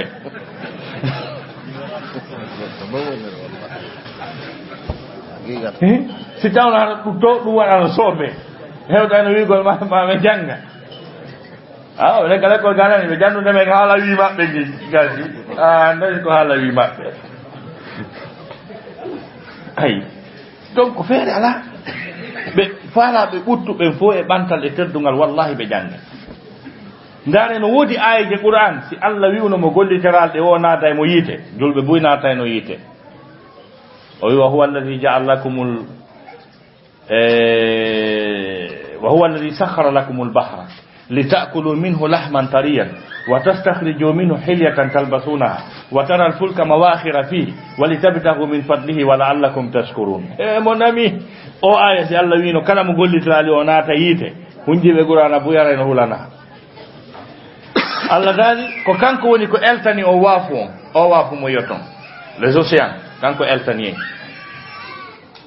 وهو الذي سخر لكم البحر لتستخرجوا منه حلية تلبسونها fiyo yaltino e ka nder waafu tuɗaari ndi ɓornoto ɗon liƴƴi gonno ka nder waafu bukki ɗin liƴƴi ko ɗin moƴƴinte koɗe ɓurɗe labeede kala ko jalbata foti taa hino nder ton liƴƴi goo e piiji goo hino nder ton kadi tuɗaari façon kange no nder ton Allah daali yahruju min huma al-lu'lu'u wal marjan façon kange no nder ton Allah daali yahe ɗaɓɓi ton ɗen kange ɗon moƴƴi noon ɓorno ɗon yeeyon heɓo mbuuɗi litastakhriju minhu hilyatan talbasunaha wa tara al-fulka wurinɗa yiya laaɗe ɗe mawakira fihi no ka danka nder ton yabita no ɗaɓɓa ɓure Allah ɗen nder ton Allah daali laaɗe annduɓe fi mum ɓen ɓen no nder ton ɓe wadde recherche ji maɓɓe yaltina ɗen jawle yaltina on kange yaltina ɗin liƴƴi yaltina façon liƴƴi goo e nemaji ko woni Allah wi wuri hino nder ton wali tabitago min fadlihi ɗaɓɓe ɓure Allah ɗen moƴƴere Allah nden wala annakum tashkurun wi on mo merci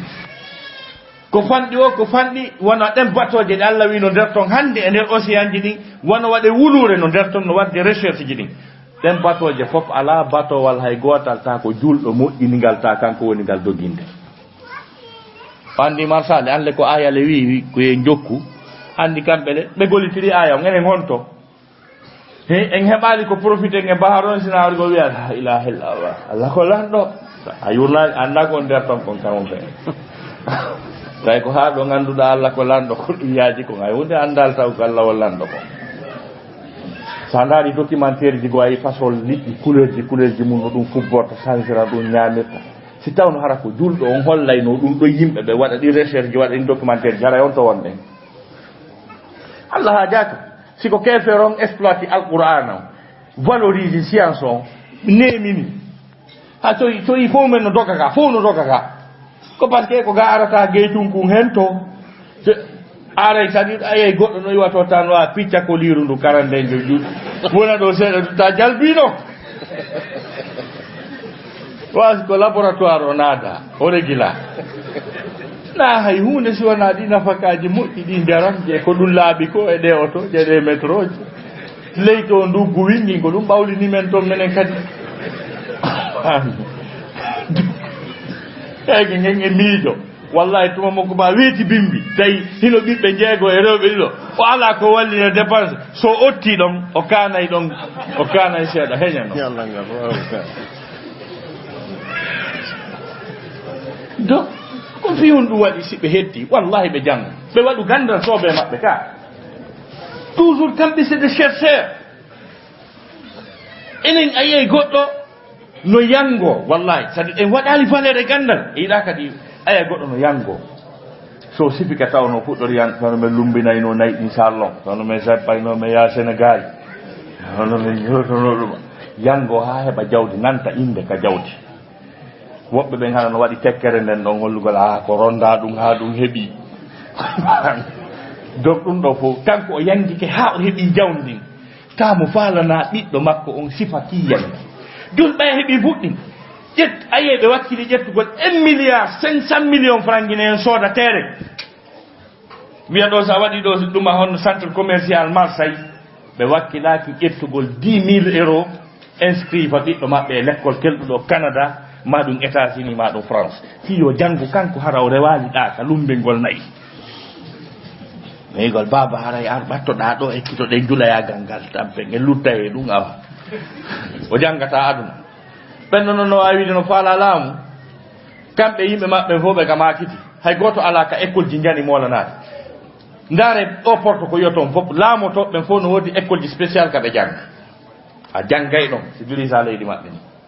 université goo no Angleterre ɗo Oxford on faami kañe ɗi université ji wonɗi États-Unis Howard kañe Columbia University New York ɗin si tawi a heɓay poste important a rewa e majji par ce que sinan ɓe andi a tardina e leydi ndi joni noon enen e wakkilaki finance ude ɓiɓɓe ɓe jangga miɗo oya oya combat mo maktay so wanno ɗo uttere wotere ka utti o e wotere ɓe examine uttere nen ɓe tawi ko nde saku maaro bonadil 50 kilos o utti oya ɓa o tappimo ha gasi nde wotere ko 38 millions de dollars Mike Tyson ƴetti journaliste ɓe mi waɗimo interview fi ɗum presse o fof fewtimo kano lando ko faala goɗɗo go wimo ɗon ene Mike Tyson ɓay a welni o boxe a faala ɓiɗɗo ma on kañum kadi yo waɗu boxe o yo non écoutez so suɓike boxe ala ko mi wawi kono sagam mi uttatake ɓiɓɓe am ɓen utte sagam mi uttatake ɓiɓɓe am ɓen utte an sa yangiti a tampi ha a heeɓi yoɓan ɓiɗɗo ma on o jangga kanko o moyen o fowto donc haray newendeji ɗum foppuno ka Qur'an kala o science ko yoton ko fof fowtere no ɗaɓɓirte jawle ɗen fof nokka nder Qur'an Allah no yamiri yen janngu science on yen janngu fi demal fi technique fi technologie fi e wuruta ko en tedduɓe nana sasama maki neɗɗo si maayi golle makko fof kupay sina piiji tati sadaka moƴƴo mo o waɗi ta baraji mum no jokki so a l'école mo danuɗa ma pompi mo waɗɗa ta no ƴoguede ma ɗum ɓiɗɗo moƴƴo mo jannguɗo faami diina si duwanike ma ma ɗum gandal ngal accunoɗa no gollitirede aw ilmun yuntafa'u bihi ulama en ɓe wi ɓay ilmu on ko nakirani koko woni wo an on tigi tigi on a ekkitino ménissier yagal ha wawuɗa a ekkiti goɗɗo go ménissier gal ha o wawi sa walike ama yi fannintama on no gollitirde ɗum heɓa dépense o jokka en nambaraji ɗi no tawdema kala mo on kadi ekkiti ménissier yagal sintante kono an hay fus a wawata hay fus a wawata sina kiltu kalture ay Konakri yimɓe no dari nokkel go usase menen kadi ko ɗo me woniri ndara hunde ayi bureau ma ko jokka ɗo ɓe jokki ɗo affaire ronga donc ko feere ala ko ma wakkilo ɗen jangge waɗen gandal ngal en valeur siɗen fala développement tenen ma sengo gandal ngal ko aduna ko ɗum ɗo ka lahara mi raɓɓin ɗinna porte ko ɗon woni gayntorade bayana on ka aduna ɗo sa janga a heɓay lorra ko a janga kon kono haray no hakkidi kala mo ko ɓe amen go usa tafsir ɓe maki neɗɗo si jangali ka fotti e janguɗo o wo yoɓay ko jangano ko kala ka ɓe fotti e janguɗo on o yoɓay ɗon ko adno janga a yoɓay ɗum ha maya ɗum annaneɗan kon kaydi un ɗo kela sikka ko ni ɗum serti toon so windi antiɓe andarna e hoore ma tawa so landake accay ɗon seeɗa o serti tani a yoɓay ko a jangali kon ɗum ɓen ala joni noon ko adna ɗo a yeyi ɗo goɗɗo si tawno hara wiyano ko participe ɗo e gandal recherche fino avion je ɗe moƴƴinire wo ƴawata ka avion je mi sikki buy haray dowodiri avion ka kono e majjiyankori no tenkoye ɗumanno ɓaaro yeƴo wiya ndiyan ar ta fu so anda bibasira si tawno ɗo kala yarowo ɗo potiru jiru taw haray mo waɗi chimie honno alimentaire ɗo buy kadi mematano ɗo siwu ceerno kono wiye ɗo adde si o ɓanne ɗum ɗa ɗum ɗon fof ko yimɓe janggi moƴƴini ko wiyoɗa wiide o ɓanne o pottine ko hay fo se mum an won an gros consommateur wiɗa consommude ko ɓe a waɗi recette janggi ko ɗum hay hunde an a remboursade hunde ala ngal nannguɗa ko yawul do yarti kesum ko yimbe jodi wadi research mo ino yawul ko wonda wiide joni ko do woni kesum ankat ko dum walli da jama on ka ganda donc adna do kala no wodiri a profitay kono yo goddo nyeeni ngaldum bito ala khara tawo janga ko ton ha jo woni déjà taw no wodi yimbe be Allah reconnaissa be ala ka registre kala ka wi'a do no yobe di sikki ko numéro je inde ka e social e dum sala on code ala dum apoda e do goddum no wodi yimbe be ala ka code ka central Allah be ka registre ngano Allah dati mabbe ko be forodu do ko sab ko rafule te be laaka ben ko be forodu ko Allah andi fi mu reconnaisse konko pi noni jitati pa piji Allah dali fa'lam subhanahu wa ta'ala wa dalika surat al-imran kasi no yahi taw après voilà shahida Allah annahu la ilaha illa huwa Allah lan don dali o sedike kanko mo seedi rewetedo o ala sona kanko mo andi dum mo reconnaisse hore makko wal malaikatu malaika kanyum wawon ko ma'tuf yani ko fa'ilu dimmo ko duwa soni marfu wal malaikat malaika be men kanyum kadi no seedi no andi ko jokka no reconnaisse no ka resist wa ulul ilmi jongande lanni ko heddi don kon kanyum andi ko dum adduno dum adna sinelana ma ko Allah ulan dom e malaika ben e jangube ko ben Allah andi fimu ko janga ko ala ka resist sewta malaika ko rafule ben non ko ukki be der ton tum be no daka e mu ukki be dewal janga on paga e kadi ko kaka Allah tun ko Allah tu yawande yawre do be docteur be arobe donka bay ko to mi andir ma nyaasi ko be borno to ko be arabe nyawnda bagi on no yeye Madina karon ko do jodo de bagi on nyoasi fa bulus docteur sala on net ma docteur san nyoasi fa on net da hakku mala ko hombo suusi yawde nyoa sifa ko docteur dadi en docteur so e borno dum tigi ara donka e nyaas dino opéra nyawnda hombo suusi wadde dum hay gol suusal dum ka bay man do janga wanda fim di jonti social be wattobe kura bagi on dawa e mo hebude dawa e nyoa sifa mun net nyoa nela sifa ko social kon tigi kombo nyoa na dum ari watti kura jawe poto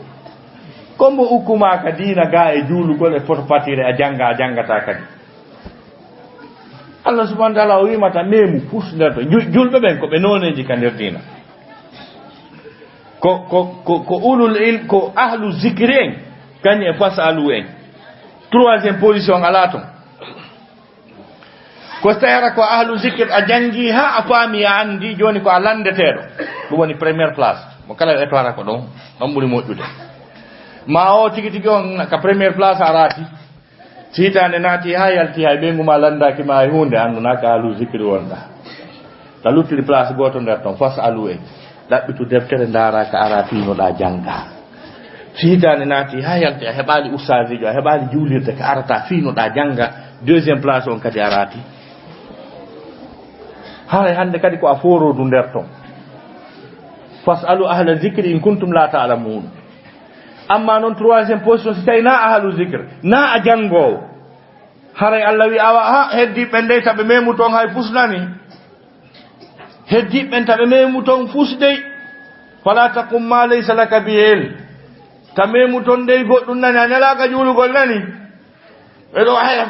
fa to heewi haten do julen kono anduda e julde on do wonda jangude dum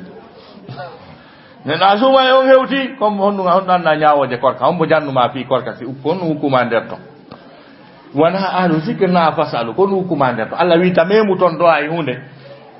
wala yahillu lahu ay yaf'ala fi'lan hatta ya'lama hukma Allah fi daganta ko mo feska o gollal kan der dina ha anna nyaawore Allah e nder mu dok yo hersina no juldo ahe do goddo kala ngal o fallita fi ko faala kon o jiba yaaw dum man e do goddo ya fuuta nder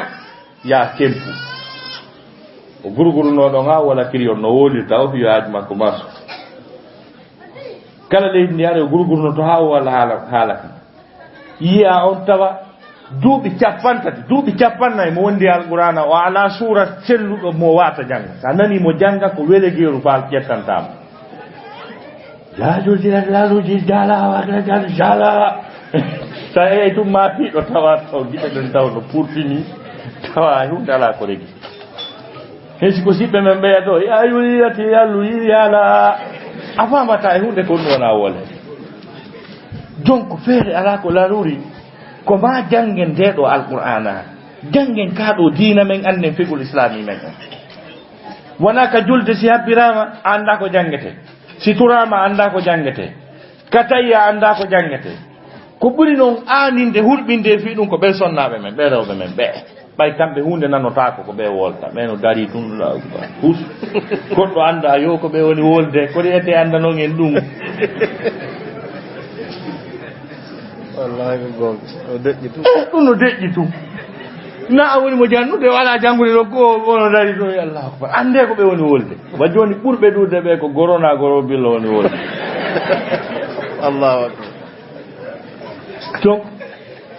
ko fe dina men kan sika masay alhamdulillah yetti Allah en hebi yimbe keldube on tigi naadi do matata bay nabe na usal ba wana Sheikh Ramadan do de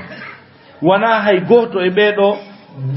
sodi julirde nen julirde men den Bruxelles bedo tuwa ta sodde nde julirde do o local mo wonden do ko on fu modon mo kala wakkili sabu ko yidi Allah ko yidi dina kan wakkili itti mbudi mum ha dum do hebi ka jon non bay dum do hebike aren jangen wono andir dan non en ardo dum en amene jangude tawnani awa do ka dina kam modi jangen kadi ka dina e ndari en tay ka adna masata sina en jangude sika masay ka dina aren janga asata akhara ko jangube ben Allah jogi haaji mu nato be aljanna men ko e der men no woni jangube majju ben ko ala haaji mabbe la kara fes dum ara to rafule hammine to jahannama ko majji ko jangube e hore mu nato be aljanna jangube kambe kadi ko embere gandal mabbe gal be jawoyta aljannaji din ko koreji si goddo accima étage goto ara accima fes parce que distance hakkunde étage e étage gal janna ko duubi temedde joyi andi ara ya accima na ngore Allah dari yarfa illahu alladhina amanu minkum walladhina utul ilma darajat Allah lan on hino banta ben gondimbe e modon o banta kadi gandi ben darajat kon dum woni dum sadir ko naati aljanna kon fop jangu ben fop o adda be ha niveau burbe keldu jogagol gandal e ben do wiya bon e ngarduno ha do nani be andi fa ko on to be woni fes ko don be sedi ko natata aljanna ko foko jangudum jonnon yarfa illahu alladhina amanu minkum ko ben natirbe aljanna sabu gandal mabbe pewal mabbe Allah no wodi ka haka okki fop don tanati a hewtay don be ara ha do en ko ngako do wallazina utul ilmu sute non utul ilmu e der benno wayno benno ay ngaruno haado be antata kon to be hikoro e dowto wallazina utul ilmu minkum darajat parce que nat gol aljanna si subama nato be aljanna be si arama haray ko no burdira ganna ngal jawrita na ko woni ga ko ndey fadde yo poto do mabbe yo ko yeso dum ko ga to ko jangu be ko to yeso mabbe yo ko yeso ko ga to ko jangu be ko to yeso malaik jonno sa anata aljanna sans problème no aray ko malaika be won hoto on ayade ko aljanna fokki yal biyon nato nata aljanna Allah kono ko hombo jannuma ha anduda golle de wawda gollude ko adduma do ko away ko usal rankari malaika be yaddemo wadde yam ben ko do na tawsinata nan e ko otindima kanamo ko jonnata taw tali ba jon non nata sinato yama ton kadi do aldakol alhamdulillah ko non do wonnate aljanna ne bon ado ko étage di koreji hôtel di ko 7 étoiles hunde kal étoile fono ton mais ko selon bieji mon inde jonara yawa do non mo kala ka fala jawde o ko ber ko jangi kon hare ko qur'an ko hunji do bon an hunji darti an ko awon do hunji da an do hunji ha nas ha tabara hunji da malaika wiya jangi o jangano malaika jento tawa ko selli tigi ko hebi e ko jangi kon ko simore wotere selli ben bon menen do selon ko men examinu ma kon ko selli ko janguda kon ko fatiha tun hebi jawbe fatiha tawa ber fatiha malaika si gatini hay ga yimbe men si gatini gite wodde jos na wero no malaika wi jangi mi daro di ko non andi ala hajuno don ka donc hunjiɓe nde foftano selli ko dow ko kamɓe e nelaɗo sallllahu alayhi wa sallam e annabi yusufa en ɓurɓe teddude ɓe fof kamɓe kafoyta cité ji ko mbarimɓe maɓɓe ɓen noon ko ɗum waɗi hunjiɗo qur'ana ko personnalité molnaɗo enen tu yewi kaari no hunji qur'an donc mawdu wonni ko ɗum ɗo essentiellement mi marno komi woola mi ɓutta ɗo rapidement seeɗa. Donc je disais, en ce qui concerne le savoir a un impact positif certainement, parce que le savoir est positif. Donc, et l'impact du savoir, je disais, toute cette aisance, Allah subhanahu wa ta'ala a aimé l'être humain et il a honoré également. Il fait partir de la noblesse qu'Allah subhanahu wa ta'ala a octroyée à l'être humain, c'est de lui faciliter la tâche. C'est de faire en sorte pour que cet individu ait ce qu'on appelle quoi le bien-être. Manger bien, s'habiller bien. C'est, comment dirais-je, c'est-à-dire toutes les infrastructures, soit sanitaires, scolaires, tout et tout, soit acquises et que cela lui soit rentable et fructueux, c'est ce qu'Allah subhanahu wa ta'ala veut pour l'être humain. C'est ce que Dieu dit, yuridullahu bikumul yusr wa la yuridu bikumul usr. Allah subhanahu wa ta'ala vous a choisi l'aisance, non la délicatesse ou bien la difficulté. Donc, le bien-être s'acquiert à travers le niveau du savoir. Si vous voyez que tous les Africains cherchent à venir en Occident, c'est parce que les Allah ont accordé une importance capitale au savoir, à la recherche scientifique. Les matières premières nous appartiennent suffisamment. Le Congo, par exemple. Moi, je me rappelle une fois, nous étions en conférence au Centre culturel islamique à Conakry. C'était Dr Hani Ramadan qui faisait cette conférence. Il a ouvert sa bouche. Il a déclaré en haute voix, devant des personnalités politiques guinéennes, il dit que la Guinée est plus riche que la Suisse. Mais regardez la différence, le niveau de vie des Suisses par rapport aux Guinéens. Est-ce que c'est comparable? C'est parce qu'ils ont accordé une importance capitale au savoir, à la recherche scientifique. Mais actuellement, tout le monde s'intéresse à la fortune. Tu passes toute ta vie dans des difficultés, dans des calvaires, pour avoir de la fortune. Et Allah, par sa grâce, il t'accorde cette fortune. Au lieu de financer tes enfants pour qu'ils fréquentent les plus grandes universités prestigieuses à travers le monde, tu les lances dans le business également. C'est anormal. Ça ne fait pas démarrer un pays. Moi, je me rappelle une fois, j'étais à Boston. Donc, il y a une grande université à Boston, on appelle MIT, Massachusetts Institution Technology. Donc, c'est-à-dire, c'est une université là où on étudie la technologie, la vraie technologie. Quand j'étais là-bas, je voyais des gens venant de tous les horizons. Mais mon constat, je ne voyais que des Chinois, des Indiens, je ne voyais pas les Africains. Si vous voyez que l'Inde figure parmi les pays émergents,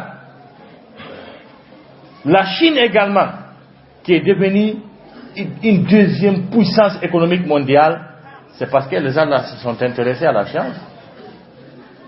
Toutes les grandes universités occidentales, on voit suffisamment de Chinois. Ils viennent, ils puisent la technologie pour aller servir leur pays. Et tandis que nous cherchons toujours à venir pour être des gros consommateurs. Ça ne fait pas développer. Qui dit l'islam dit savoir. Qui dit savoir dit développement. Qui dit développement dit le bien-être. L'islam n'est pas synonyme à la pauvreté. L'islam n'est pas synonyme à la violence.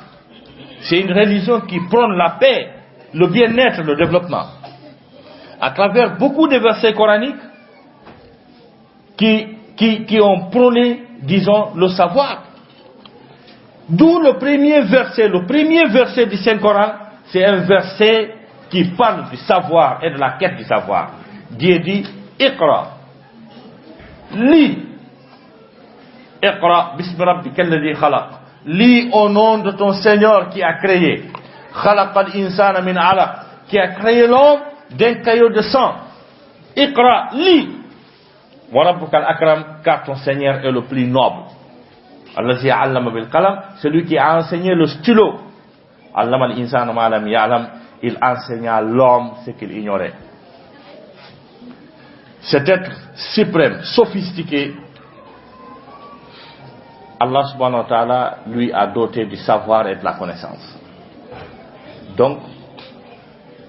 l'islam nous exhorte de procéder à la quête du savoir, de donner un accent particulier. C'est ça qu'on appelle la quête du savoir. Mais ce qui est encore plus important en matière de la religion musulmane, c'est-à-dire la jurisprudence islamique, le dogme islamique, avec l'islam,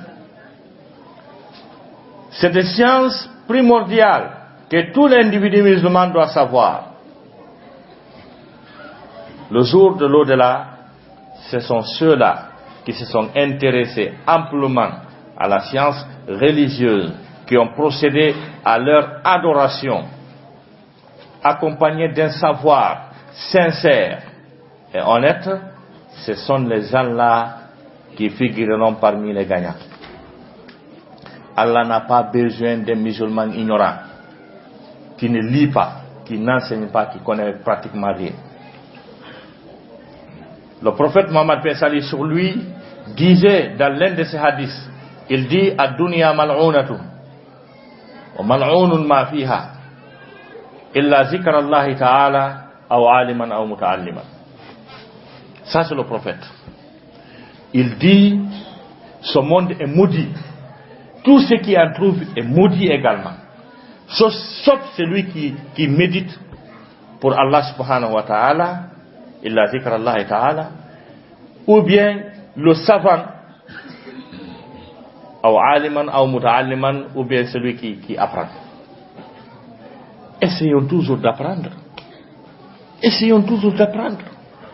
Tous les grands savants ont appris et ils continuent à apprendre. On voit des grands cheikhs des pays hautement islamiques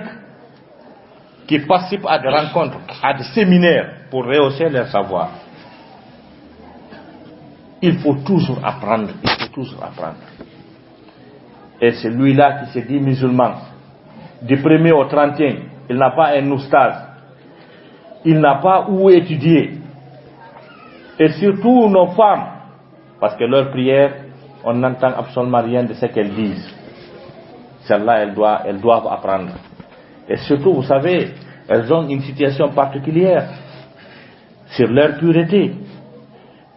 Quand on dit qu'affaire au longal duma, là bas les duma kwaro ben, on dit qu'à majulo no andi fi no andi kono loto te longangal kon duwa dinta kon no manoto.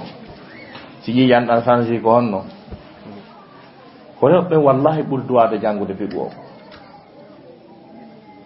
Mais malheureusement, elles sont là, analphabètes, ignorantes, et elles continuent à adorer Allah subhanahu wa ta'ala. Donc, en somme, je voudrais dire que la science est universelle, le savoir est universel et primordial. Le musulman doit apprendre la science. Le musulman doit être scientifique. Le musulman doit avoir son métier pour être rentable, fructif vis-à-vis de ses semblables. Le musulman doit connaître son livre saint, doit savoir la signification des versets. Le musulman doit toujours apprendre, parce que le cycle d'études en matière islamique commence au berceau et se termine à la tombe. Min al-mahad ila al-lahad. En matière de l'islam, on ne dit pas j'ai mon doctorat, c'est fini. Je termine mon exposé en vous racontant quelque chose qui s'est passé dans des ans de bienfaisants qui nous ont précédés, qu'on appelle as-salafus salih. Un parmi eux était malade. gravement malade. Il attendait seulement sa mort. Il avait cessé de parler. Parmi les gens qui étaient là, quelqu'un prononça un hadith du prophète Mohammed paix salut sur lui. Il était couché, fatigué, épuisé. Il s'est levé. Il dit, répète ce que tu dis. Lorsque ce dernier répéta le hadith, il dit, donnez-moi un papier, un bic. Ils l'ont donné, il a écrit le hadith, il a lu. Ils disent, mais soit tu es sur le point de mourir, qu'est-ce que tu étudies là? Il dit, le prophète disait, le savoir commence au berceau et se termine à la tombe. Je dois respecter le hadith du prophète et apprendre ce hadith-là, je ne la connaissais pas. Donc, c'est pour cette raison, mes très chers frères et sœurs en islam, mes compatriotes, les Guinéens qui sont là, mes co-religionnaires, mes frères musulmans, les Maghrébins qui sont là, tout le monde, je vous exhorte de porter un accent particulier sur la quête du savoir islamique, c'est primordial. Je vous remercie.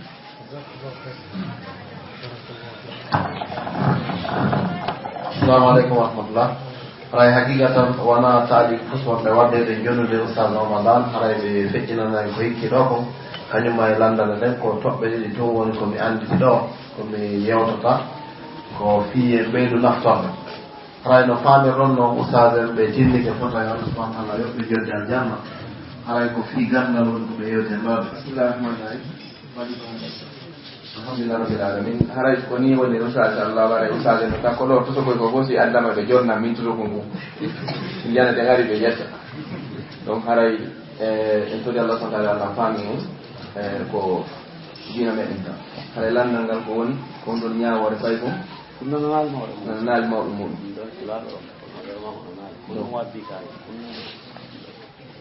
mana kanko kay ko haray joni gonɗon habbi ka ko tawi joni haray si tawi ka ɗoftagol yumma e ɓen e hande farilla waɗɗinaɗo e dow meɗen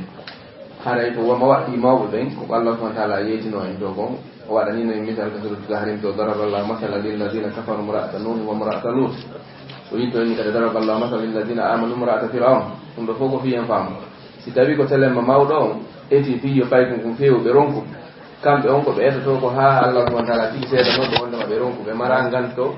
ɓe mara probléme janngo yawmal qiyamati si ɓe eti ke ɓe ronku ɓay annabi Nuhu e annabi Lut ɓe wawano fi ko ɓe annabaɓe sehude ɓe nguure maɓɓe nde e annabi Nuhu kadi ko wana noon ɓiɗɗo makko Kan'an ɗo ko telemma mawɓe ɓen si tawi ɓe etike ha ko wiyete kon neɗɗo etike ha o ronki ɓi mana o fuɗɗino noon on andi noon ɓenne leggal yorgal no metti ɓoosude so ɓoosano ko woni pay ɗum ɗon ha janɗi tawi o anda plus ko wontiri islam taw kon so makko to ɓoosode hare no metti wi c'est ko nela sallallahu alaihi wasallam matani en wondema pay koyen andiɓe julde nden gilaka duuɓi jeeɗɗi ka yen multoɓe jeejen ɓe ha ɓe heɓa duuɓi jeeɗɗi si ɓe heeɓi duuɓi sappo ɓe jaɓa ɓe wiyen piwɓe sendindiranɓe ka mbandi goroy koye dewi de donc salama ko mawɓe fayde ɗum amma noon siko fay ɗum ɗum kadi kadi woni ƴaggan ko yumma mum e ɓen mum yen andi no rasulullah sallam hen maati no jeeya e ko wiyete ko ko haqqeji ko Allah subhanahu wa ta'ala ƴaggal ngol ɓen mum mi mana si tawi ko ɓen makko ni yamirremo koko moƴƴi ko nafata mo anna e lahara o jaɓali haray lette ɗen ko kanko pay kon fummari namaɓe makko ɓen jogui ɗum ɗon si tawi faami landal ngal allahu ta'ala ala wa alam Shukran jazila. Nandal dimmangal ɗo winndi wo ka usulul jahiliya makko wo woddi e sonnajo en ko sonnajo on heɗiɗi ɓiɗɗo debbo wo ɓiɗɗo debbo woni ha o jalɗi ka biro makko o jalɗi ka biro makko ha o gayni jiwo on o landi biro makko ñande go to baaren am biro makko naɗi mo hasalaren makko jiwon noon heeɓi goɗɗo goo gorko faalako mo jommude e sehino sella ka o gorko ɗon ka o immo o yaha ka kanko gorko o heeɓiɗo on ɗon o yawtoroyo toon on jiwoɗo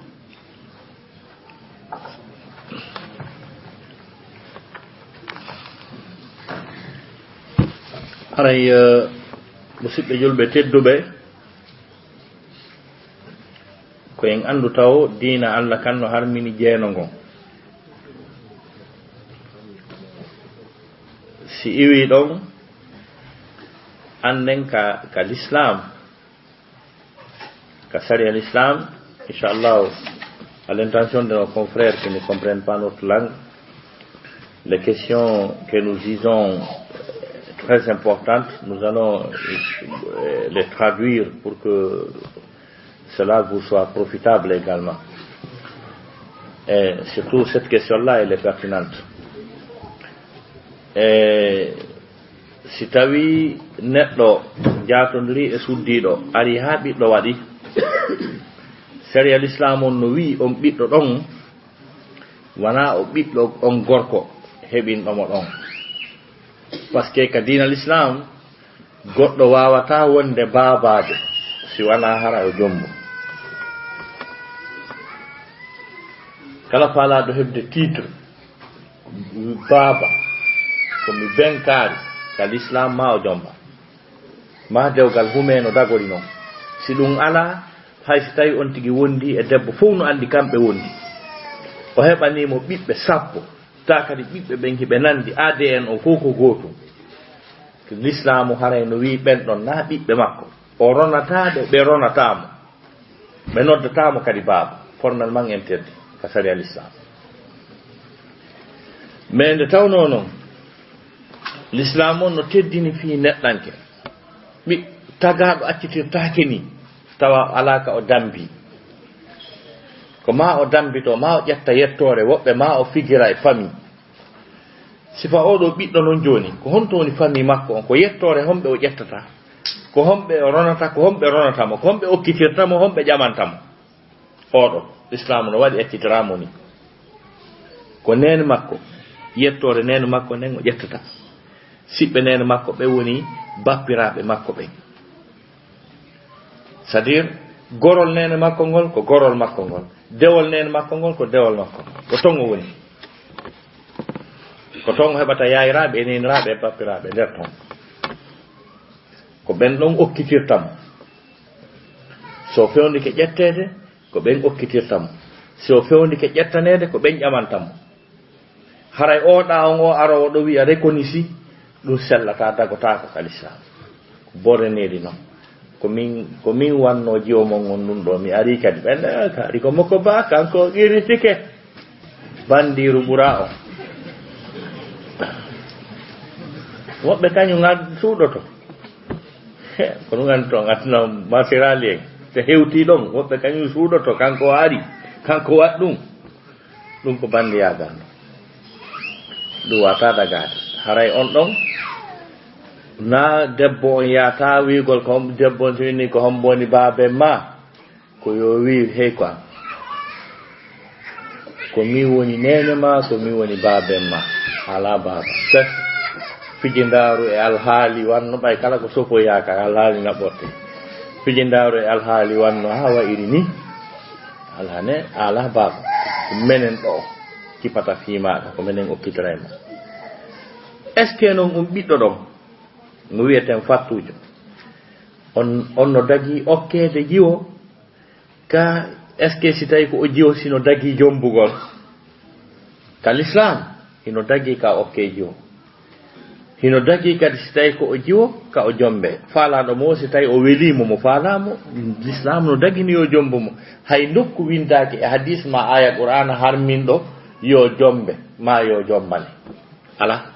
sa yimo tun o welima o horanima no dagi ko siɓɓe makko ɓen tora tun siko jiwo arɗo toragol mo woyoɓe laaɓan on tigi oɗo de alhaali on ko ni woni ɗa faalamo awa wata o jommumo o andoya min goɗɗum ngo min mino si tawi kadi ɗa faala ƴettude jiwo maɗa okka mo o dey torikema hiɗa yiɗi o hii babana yiɗi mo awa dey haray noon alhaali makko ko ni ɗa yiɗi tun so wi hi haray allah ala ɗon ma laaɓodire quoi ɓay goɗɗum no nder ton ko ni l'islam o wi.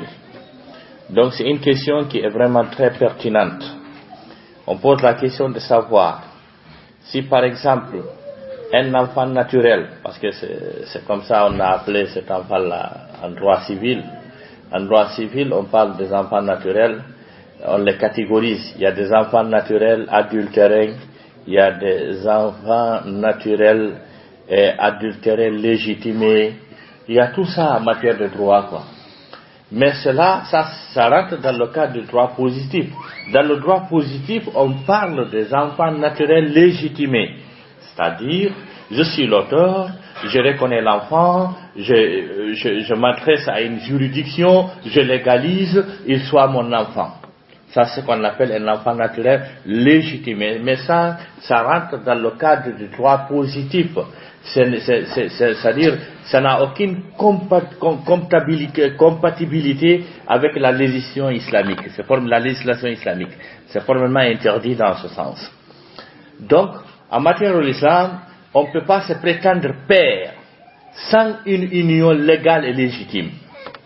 Si tu veux avoir un enfant, si tu veux avoir cette nomination père, il te faut forcément procéder à une union légale et légitime. Le concubinage, les enfants engendrés au cours du concubinage ne représentent pas des enfants légitimes en matière de l'islam. C'est pratiquement impossible. Donc maintenant, quel doit être le statut de cet enfant?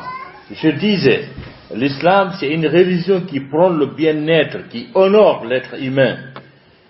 C'est une religion dont Allah subhanahu wa ta'ala est miséricordieux, il est magnanime. Donc c'est pour cette raison, cet enfant a un statut particulier. C'est-à-dire qu'il doit prendre le nom de sa maman. Et c'est cette famille encore qui doit s'occuper de lui. Sa nourriture, sa formation, son éducation, c'est toujours cette famille, c'est-à-dire sa famille maternelle qui est en même temps sa famille paternelle également. Si il désire de se marier, c'est cette famille qui doit s'en occuper. Si il est temps de se marier également s'il s'agit d'une fille, c'est encore la responsabilité, la compétence émane de cette même famille. Donc, il est licite, il n'est écrit nulle part dans la législation musulmane que ce genre d'enfant est illicite de marier ou bien de lui donner, comment dirais-je, une épouse. Donc, ce n'est mentionné ni part dans la législation musulmane. Donc, seulement, il y a une condition. Si tu es nécessiteux, c'est-à-dire si tu désires de marier une fille de ce genre, de ce statut, il faudrait nécessairement que les parents de la fille te soient sincères en te disant sa situation est comme ça, pour que tu saches auparavant. C'est la même chose si tu veux, par exemple, aussi donner une telle fille à un monsieur, dites-lui que sa situation est comme ça, c'est ce que l'islam recommande. Merci pour la question. Allah.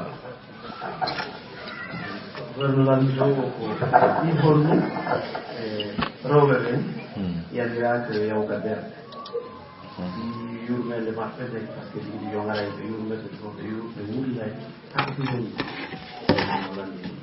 jonne usanen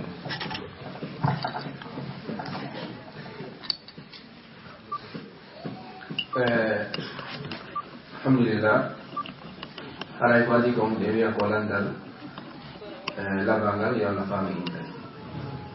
haray no andi no woni fiji ko islam ko wiyete kon ibada tawqifiya mana de wala ko wiyangal waɗu ɗum ɗo hara alano tan ko fi honɗum waɗa wawa wi sigama jonɗo tubbutinde ka leydi ko fi honɗum mi waɗata aɗo aka landade ɗum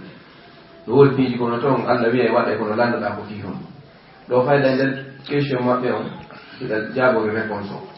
iɗen anndi gorko e debbo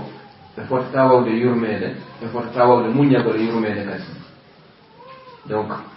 haray sonnajo o no nela sallah sallam addirno e hadis maɓɓe on no wondema si tawi eɗen anndi haqqeji julɗo e dow julɗo ɓe yeyten ko ɗi juri wondema no jeeya muɗum si o maayi a ɗowtumo si o nawni a ndaaroy mum haray ɗowtugol fure o ko hertinana ko worɓe ɓen fuu rewɓe ɓen tawata e muɗum fii on ɗum wata ɓe naatu e ko nela sallah sallam makono e hadis ko kañum kadi wondema Allah huɗi wullowo mayɗo tentini seekowo jiifaji ɗin tappa ɓernde mum ma ɓora sukundu ɗum joni noon sonnajo hiɗen anndi hayka meɗen e yiya e aada meɗen si goɗɗo maayi e wulla e haa ɓe deƴƴitoya kono si woni ha fure o yaltinama ko kamɓe attoɗon e minde sowru kadi ɓe sonka woɓɓe faale ɓurde ha jaabireje ka yahanoɗo woɓɓe ɓora hay ɗum woɓɓe ɓora sukundu mum liɓitoro sika ɗin piiji ɗo bo Allah faalaka sikonno nela sallah sallam yamirali ɗum ɗon iɗen anndi o tawi sonnaji no fesa fii ɓiɗɗo mum no maayi alaa ko ɓe wolanaali mo yimɓe ɓe fof dankinalaaɓe rewi ɗon tawi mo fesude ɓe inni mo yo muñño isbiri fahtasibi muñño waɗa jottoɗa musiba ma o ka Allah o wi wo nelaaɗo o annda ko nelaaɗo o inni o annda ko mi heɓi komi muutude ko ɗum waɗi heɗi waɗi tawide mi muñño nelaaɗo sallah sallam ɓe fanki ɓe feƴƴi ɓari ɓe feƴƴi ɓe ari ɓe yeytiti sonnajo ɓe inni ɗa anndi comme o winoya muñuɗo o wi o annda ɓe inni ko nelaaɗo on ni o wi wawa yeyte nelaaɗo mi muññike ɓe maaki o ko wayi ɓe maaki asabru inda sadmatil ula ɓe maaki muññagol ngol kaka probléme arano heɓuɗa ɗon difficulté ko arano heɓi ɗon ko ɗum ɗon wonti muññoto donc hay ɗum no jeeya hikma ko tawata sonnajo kay o yahata surrogol o duwaka kañum kadi yewde surre ɗowdugol fore o ka nder berɗe hari ɗon ara ɗum ko arwande islam hari nela sa sallam ino accitano jamma o yaha kono haa ɓe yiltoyi kadi ɓe maaki o yo accite kadi yehugol ɓe maaki hari ɗo yamirayno yo yoga berɗe ɓe aranum ɓe haɗi ɓe maaki ɓe yilti kadi mum ɓe yamitiroy kadi ɓe maaki hari aranum mi haɗino on wata on yehu ka berɗe kono noon jooni mi yamiri on yo yehu kono noon ɓe nano rewɓe ko worɓe men ɓe inni fa inna dhalika yudakkirukum al akhira mo sabu yehugol mon yiya mo ñallidenoɗa wona e suudu wotoru e otowal gotal e avion goto e golle nokku gotu janngo tawa oɗo maayi ɗowtamo ha walline to kaburu anda pellesle hande kadi si ndiyan ari o si naange ari o si henndu ari si ɓuuɓi si wuli fof kanko ɗon o woni ɓe maaki ɗum ɗo andi jidde fi yehugol lahara donc hara ɗum ɗo no jeeya hikma fiwata sonnaji yoga ɓerɗe allahu taala ala wa alam si tawi no woni ko min acce muɗum hay ustademino ɗo inchallah assalamu aleykum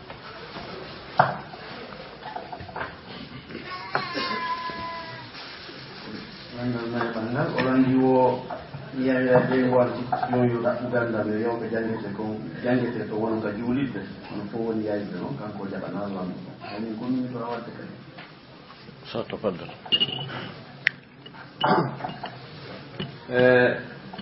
ɗon haray mo ɗo wadde fiiji buy wono waɗi sa noon ha piiji adno marsa yo gero ecce noon kadi ha piiji laaka ɗi marsa sabu ko ɗum ɗo woni tigi tigi on ko duwa wakkilade ko wono woniri noon sonnajo on si o wi o waɗantama hunde ko faalaɗa ko hiɗa andi no multirtamo ha ɗum ɗo régulata aduna ɗo multirmo noon kadi ha o jangga awa waɗa bete awa ko waya watno ko e ƴissa goto ɓe wi no ceernojo jommuno suddiɗo tawi suddiɗo yiɗa jangu kono faalaka hay kanko ko jangata ko o wiyamo yo waro o jangga o salo jangude ha ñande goo tawi gorko o no mari ɗo ñaari o inni ɓay ɓeygo a jangata joni ñaari an ar jange o ɓanni ñaari ndu moggo makko o janga fatiya ñande o janga fatiya o fuɗɗo gila kangol fuɗɗi ha kangol lanni o ha ñande goo e son nder ko ɓe jangata ko haray sonnajo mum no sawde foññe ma no defude no jenti ko ɓeni jangude kon e nder ɗum o andi fellese ɗum ko ni e ɓiɗomol ko ɓuuri feltitare sonnajo kadi o jige fatiya ñande goo noddi ñaari ɓawni ɓe makko ar jange ngo inni moɗi jokku ko jangata terɗoɗala o noddi ñaari ni ñaari ar jange ɓayi ɓeygo ala jaɓude jangude an ar jange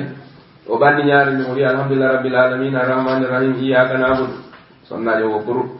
koko mantotoɗa ɗo fof wiya kadi mi ar jange jaka hay fatiha hun jaabi onni anda hunji wohi wawa hunji debbo jetti alhamdulillah rabbil alamin arrahmani rahim maliki yawmiddin iyaka nabudu haalde ko wala dali hay nokko fal dali onni ga si ñaari si Allah jaɓi jango ko naati hunjuɗon donc ko ni ɗo jangiri o haray wattu inchallah e jangga haray to goto indu ronku yo eto ha tawi o ronku kono yo eto inchallah haray min anda ko ɗum watta sariya ko kono yo ndaaru kanko onno guereta haɓe jangga inchallah assalamu aleykum landal joɓal ngal ngal ɗo noon tigi tigol no jonni importance ko usade par ce que landal ngal o inni womi tawi no naafede ka nawa fil donc mi jurani farilla ko ɗum miɗo wawade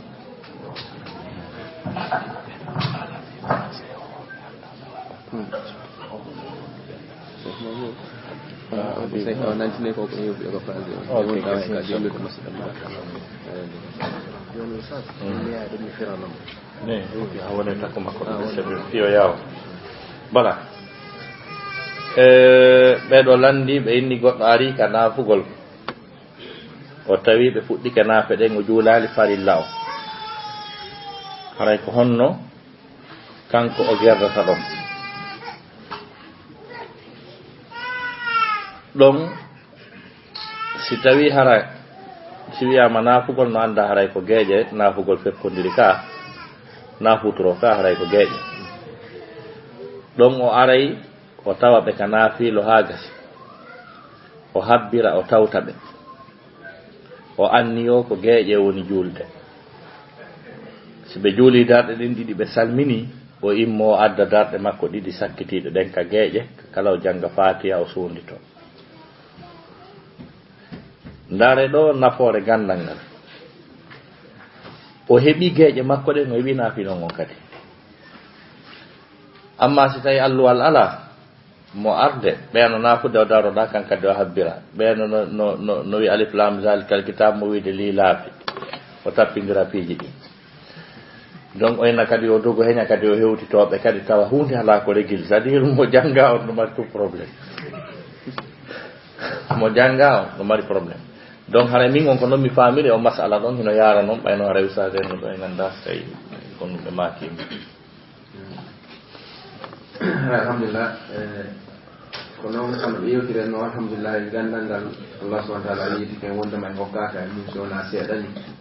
donc haray kala mo ko jangi no wawi ko mesalal tuggete ka nder bahar yaltina gokkum ko lutti kon woni gandal allah ngal amma e o gandal figu koko yaaji haray ñande ko mi nani cheikh atiya salim ko feƴƴinino allah hinno ɓe ceernoje égyptien jo ɓe jannano ko julde nela sa sallam goɗɗo ari landi landal tawi ko cheikh jo kadi tedduɗo jaabi ngal o ari o landi cheikh jo ko kadi on cheikh jo jaabi contraire ko jaabi ko woni wo cheikh mi lando on landal ɗo wo mi landike makka ɓe wiila hunde kaari mi ari mi landike ngal madina ɓeɗo wi kadi naakonko ɓeɗo wi ceerno o inde ami komi yiyami rema koye janngu sina ɗum onon ceer onon ɓe janngaɓe ceernoɓe majjinayi o onon fi on ɗum puisque si tawi ceernojon ko jaagon ma to koye mazhab kaarijo tawa ɗon no selli aari oɗo mazhab mo woni on tawi kanko naɗon o jaagonma asikka joni awa ceernoɓe lutodiri e gandal wo haray komi yanirta on koyen fof koyen janngu puisque ko daruri tentini gandal ngal neɗɗo andeta allah ngal o rewirta e tugale islam ɗen joni ɗeɗo ma ɗin ɗo janggane hay sa hunde a qur'ana fof ɗo kono anduno juuleta si julde boni honno nde wattirte wata heɓu ko ɓe wino ko wondema si juulide nden so kama innama sinama o anduɗo ɗo farillaji julde nden yaltata ɗum andi wuylutta ga nden juulide ɗo haray janggaka donc haray woodi e ceernaɓe kañum kadi wiwɓe wondema haray si tawi ɓeeɗa koye naafilo woni kanko juulal farilla gasa hare ngal jabama hay selemma gaɗe wata janggo usage en hoto ɗo nanon kañum kadi ɓen nayi awanele usage en bruxelles wino men ɗo wondema no selli kadi awa waɗu jama ɓawa foye juulon hara no heewi hay ka juuliɓe ka meɗen ɗo e wattana wilawano ka juuliɓe ka juuliten gaaɗe si tawama koye naafila wona koye suuma e wonade mana geeƴe juulama a hewti a tawi ɓe naafude si tawi ka wawata wonde ɗo hino wawa waɗodirde imamu hara o faljinta imamu on inni wara no sella yo wonu ɓaawo juulon onon geeƴe mon ɗen si tawi ko on jama ma si ko an tun juula geeƴe maɗen kono hara hito ma on ala towude ko ɓeya on faljinde ɓe kon puisque sona ɗum bonnay mi tawirama noon hino bonniri noon julde ka nde julde ka meɗe guine ka meɗe ko min nasi ko almamia ɓenata nde takko marché niger imamu no juulde no juulde naafila goɗɗo kañum kadi are dari ɓaawi no juulde o wi ɓaawa toon allahu akbar o feññini ko makko kon ɓaawa ɓe jokkimo kanko ɓe sikki koye imamu waɗi allahu akbar ɓa yaldama ɗon ko a few waɗa guerre mum nde ko probléme imamu fuɗɗi tonkugol ɓaawaɓe fuɗɗi tonkugol on tuma ɓe inni o wo hina imamu wanno allahu akbar ko ɓaawa jowino allahu akbar ɓe inni o sallini o e kanko ko imamu jokki ko imamu wi allahu akbar ko ɗum o ñentini ɓe inni o na imamu wino allahu akbar ko wonnoɗo ɓaawa donc o andi haray woni lutorma wokkonmo donc ɗon haray ko hilafan lutodirgol fi waɗa ɗum ɗon waɗu haray ko ɗum waɗi ceernoɓe goo inni haray si a ari e tawi no naafeede haray tawtuɓe e yaaron ka naafilo kono usage makiri noon naafida e maɓɓe ɗen ɗon ɗiɗi si ɓe salmini moɗa timminako maako ɓen ɗon yimɓe men jaɓirino ɓe inni wo hi wo ko hontono men jaɓiranta on ɗon kadi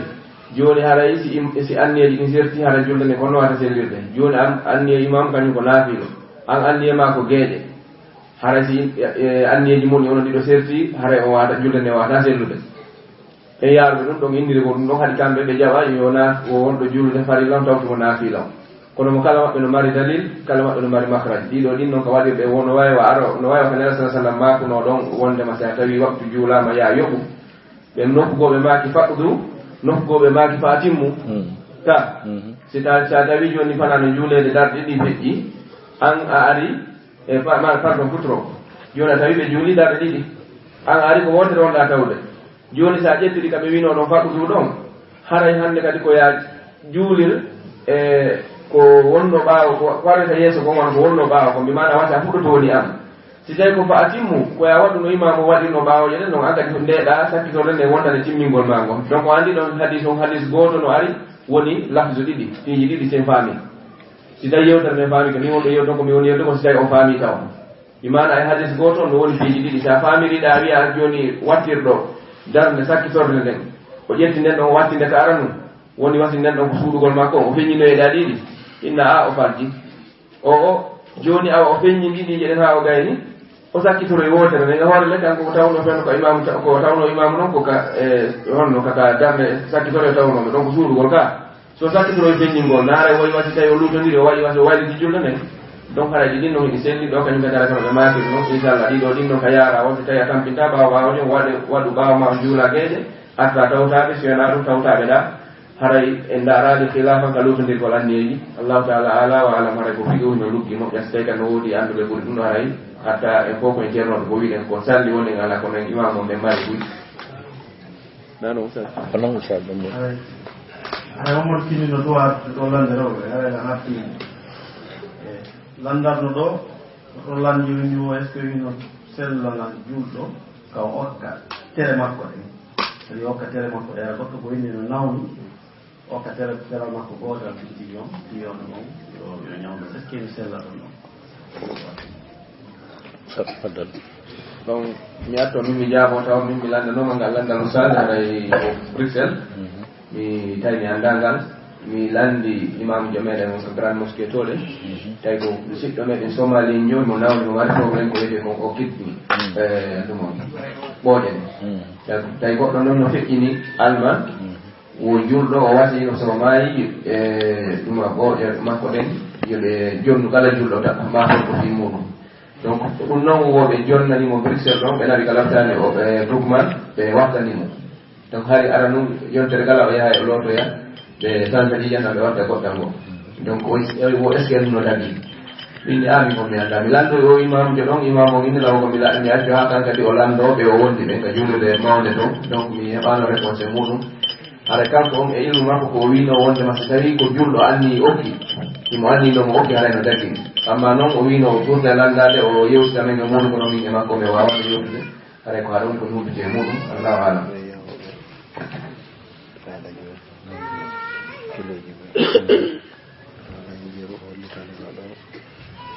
ɗo wona ɗumere ko ɗakono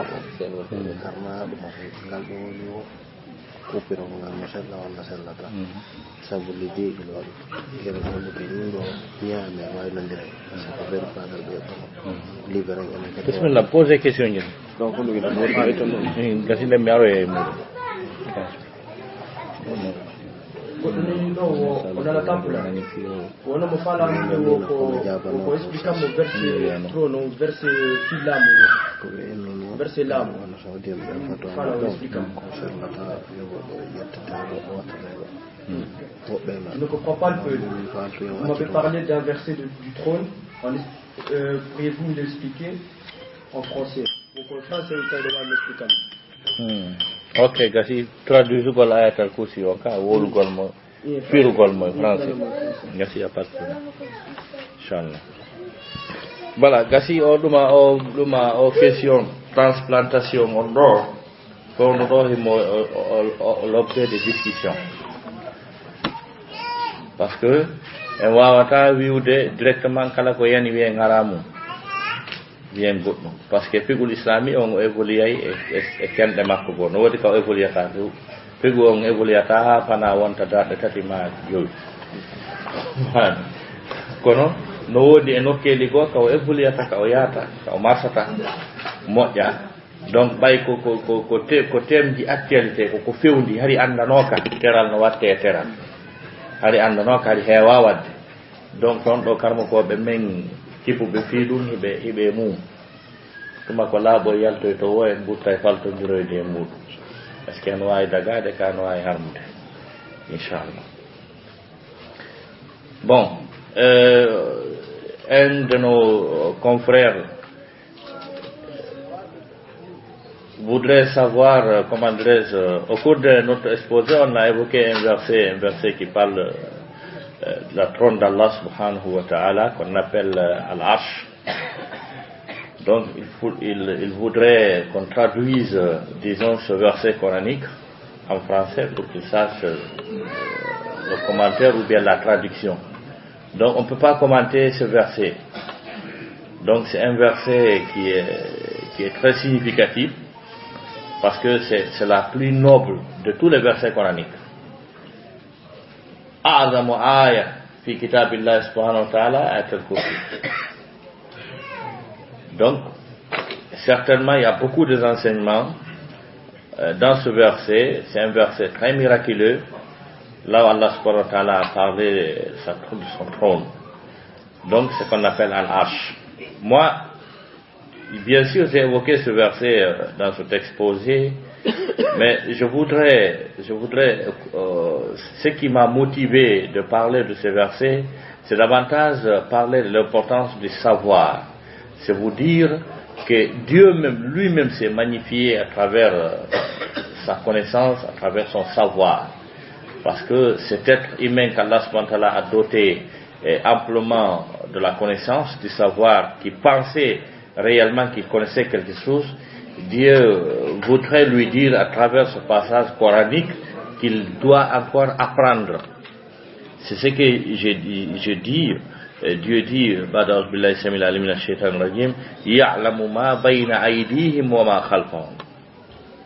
la façon dont j'ai traduit ce passage, c'est qu'Allah subhanahu wa ta'ala, il est omniscient, c'est-à-dire tout ce qui se passera ou bien s'est passé dans ce monde, dans cet univers, avant même la conception de cet univers, Allah subhanahu wa ta'ala connaissait tout, il avait tout mentionné.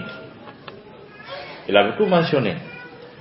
Donc avant même de concevoir, disons, cet univers, parce que les hommes sont venus à la dernière position. Allah avait tout fait, tout mis. Donc c'est à la dernière position qu'Allah subhanahu wa ta'ala a créé l'homme maintenant. Tout était prêt, tout était normal. Donc c'est ce que Dieu dit, ya'lamu ma bayna aydihim. Donc à partir de notre existence sur cette terre,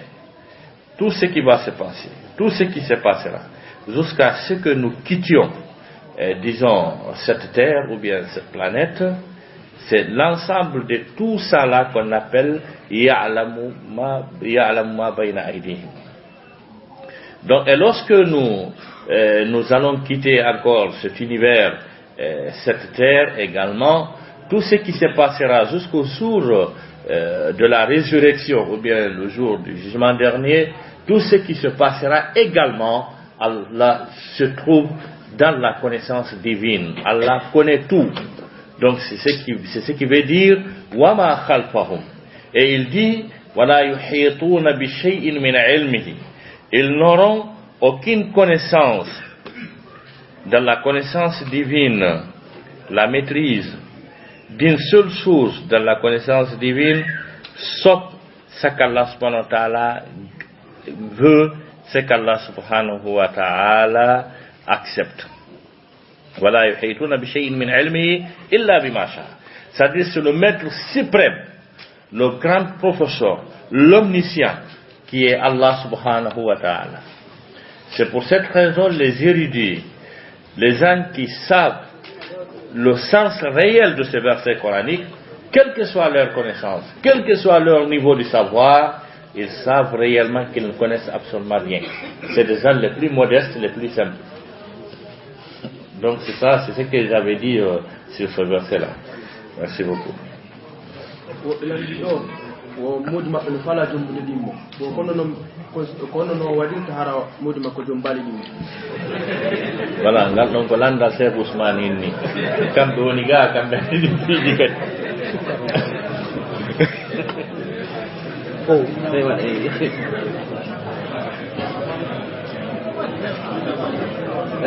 donc ngala jusinde ara ko ton ne ngala smani doa to ngadi jaabo taw لأن كل شرط خالف الشرع فهو ليس بشرط. Kala sarti kayno lutondire ko Allah wi ko ala yono hina sarti se mi kedo no ko sarti goto tuona to don tawata o mara fere o wata fere jettugol ɗiɗo on ala no harwani go yo jettudiro simo mara fere non no jettira nayo ko Allah wi ɗo andi ko Allah wiyaade jettu goto taw ko fuɗɗori ko ɗiɗo ka o wiidi tawi noon wawa tawi ɗon wawi ɗiɗo ha tato ha nayo awa so andi o waɗa ɗum ɗum hakkude maɓɓe haray ƴette goto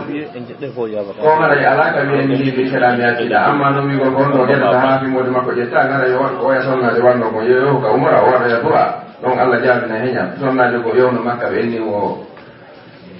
kanko jibinali mo ari waɗangol modi makko du'a Allah yo newnanmo jomba goɗɗo gon joni gata ɓe wona ɗiɗo Allah waɗa heɓɓo awa ɓe landi mo ɓe ñaara ko ɗum woni a objesement wañi ɓe inni modi a sifa sonnajo sifa ma no moƴƴi mais hade mi yaali sonnajo waɗo o sifa ɗum ɗo torne ko lalla modi mo jombu donc hade on no sefte o landiɗo ɗo Allah waɗi umra o feƴƴi ɓe hooti ɓe artoy ka hajju mais yiifidoy kadi ɓe inni men ene usal men wono kan anda Allah anda kama kala e ɗi du'aji makka ka ɗi koni jaborta min inni ko ɗum waɗi womi hewɓe ɗum wodani e jombi indago ɗum torinoɗa donc haray faji ɗi Allah ƴaaɓi donc haray en marawi ɗon golliɗo wi ɗon waɗa goɗɗo yo honno guerta ha modi makko ara jombal kono to ɗo ko Allah modi makko nundu hakkude maɓɓe hara o sartinaɗo modi makko jombugol ngol ɗon ɗen andi ko landal haray tigi tigi on hewde landede gaɗe kono haray sonnajo moƴƴo ko jaɓɓuɗo ko Allah wi on Allahu alam no inchallah haray musidɓe haray waynodira waɗi no famiron noon haray neɗɗi fota haray ka ɗon andi janggo ustadio no mari darsuji ɗo kadi haray landale no ɗo ɓuuri cappantal donc haray waktu on yonata fiyo landale nden fof jaabi kono haray no famiron noon numéro Allah jusmane en ino wooda haray numéro en jonna e moɗo inchallah donc haray e numéro ustad tawi tigi no wooda donc haray kono ɗo e ɗum ɗon joni haray iɗe marɗo programme ɗiɗi hollodirten ko ɓuuri raɓɓidude kono haray ƴettiten landane e tati pet ka wonɓe ɓen ɗoɗen ustadum ɓen hay si ɓe san haali ɗe ɓuuri fiyo ɗum ɗo raɓɓiɗu ƴetten ɗiɗi pet ka sonnaɓe haray bisimilla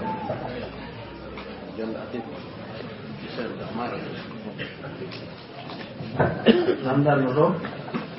wo ɓeyguwan no narani ni kala komin haalanimo meɗe tepti few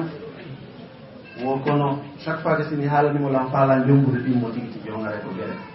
mi duwa ɗoftademo e hoore ko inni ko vitame kam kalan duwa tigi tigi on ɗaɓɓude ɗimmo gasi ɓayere usare maki haray koye waɗura faal donc tawi neeɓinga ko goo maɓɓe trajet on no juuti ha janggo ko dawgol ko Dortmund ko Berlin donc haray ko ma hettoɗen law wawen fowtade fi préparagol fi voyage o par ce que voyage o no juuti e si Allah lan ɗon jaɓi miɗo andi tum mawduji ɗiɗi important ji ɗen dowa wadde ɗi e nder Belgique ta ko monanaɗi kadi réfléchi ɗi adde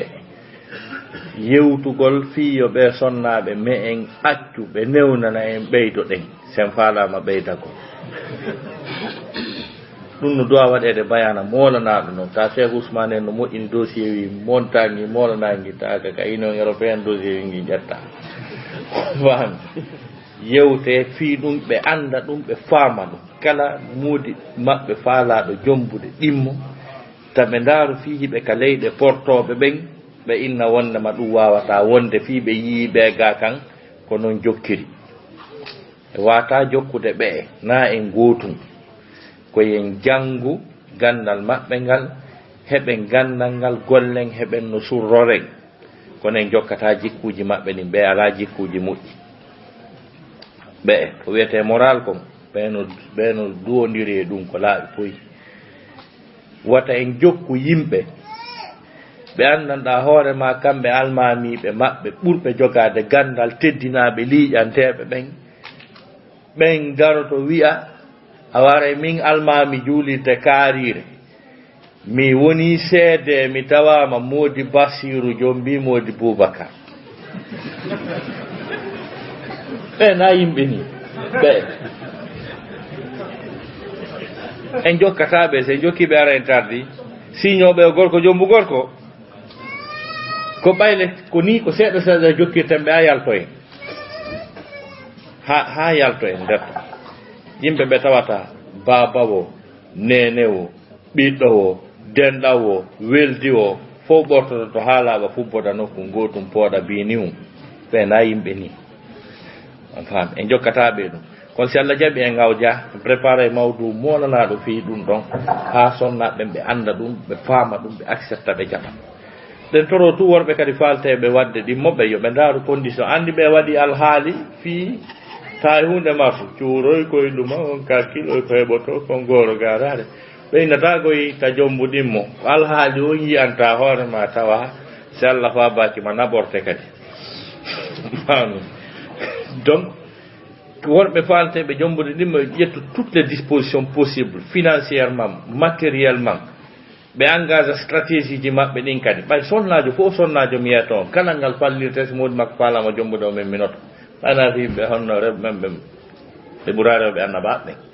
donc ko feere ala ko ma gorko on adda konnguɗi labaɗi konnguɗi moƴƴi argument ji donc fewna muran ɗum ha feewa ko heddi ko on tigi fawo e subhanahu wa taala ta kono haniri ɗum ko stratégie ji mo kala daranta hoore mum anda no fallirta ha laato minen rôle amen kanma fof ɓen ko wigol no dagi kono no laatorta stratégie on ko an andi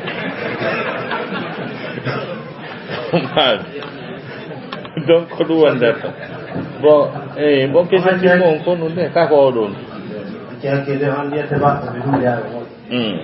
pas de problème ɓeydi ɗo o jon woyi bammodi am maayi miɗo mari susiji ɗuɗi ɗon lalloyi ɗi moƴƴa kare ko honnum wawata wadde tikki jom ɗiɗi susiji ɗo yowi amore voilà ko question ji joyi ko ɗo won ɗimmo ɓeɗo landi o bimodi maɓɓe feƴƴini hiɓe mari susiji molanaɗi honno ɓe garta ha susiji ɗi ñewa no satti ko heewi ɓe kono no satti neɗɗo mo yangoduɗa wadduɗa ɗi fof oɗo si tawi o fuutike mata a yittatamo adna sina an tawtoyimo ko gonga no satti wela fi wela conséfude kono haray ko toroteɗen ɓe koye ɓe gonɗin ɓe anda ko ni Allah hoddiriɗi ko ni o faalira ɓe hebbinana moodi maɓɓe du'a fi yo Allah newinam ɓe yeeso ton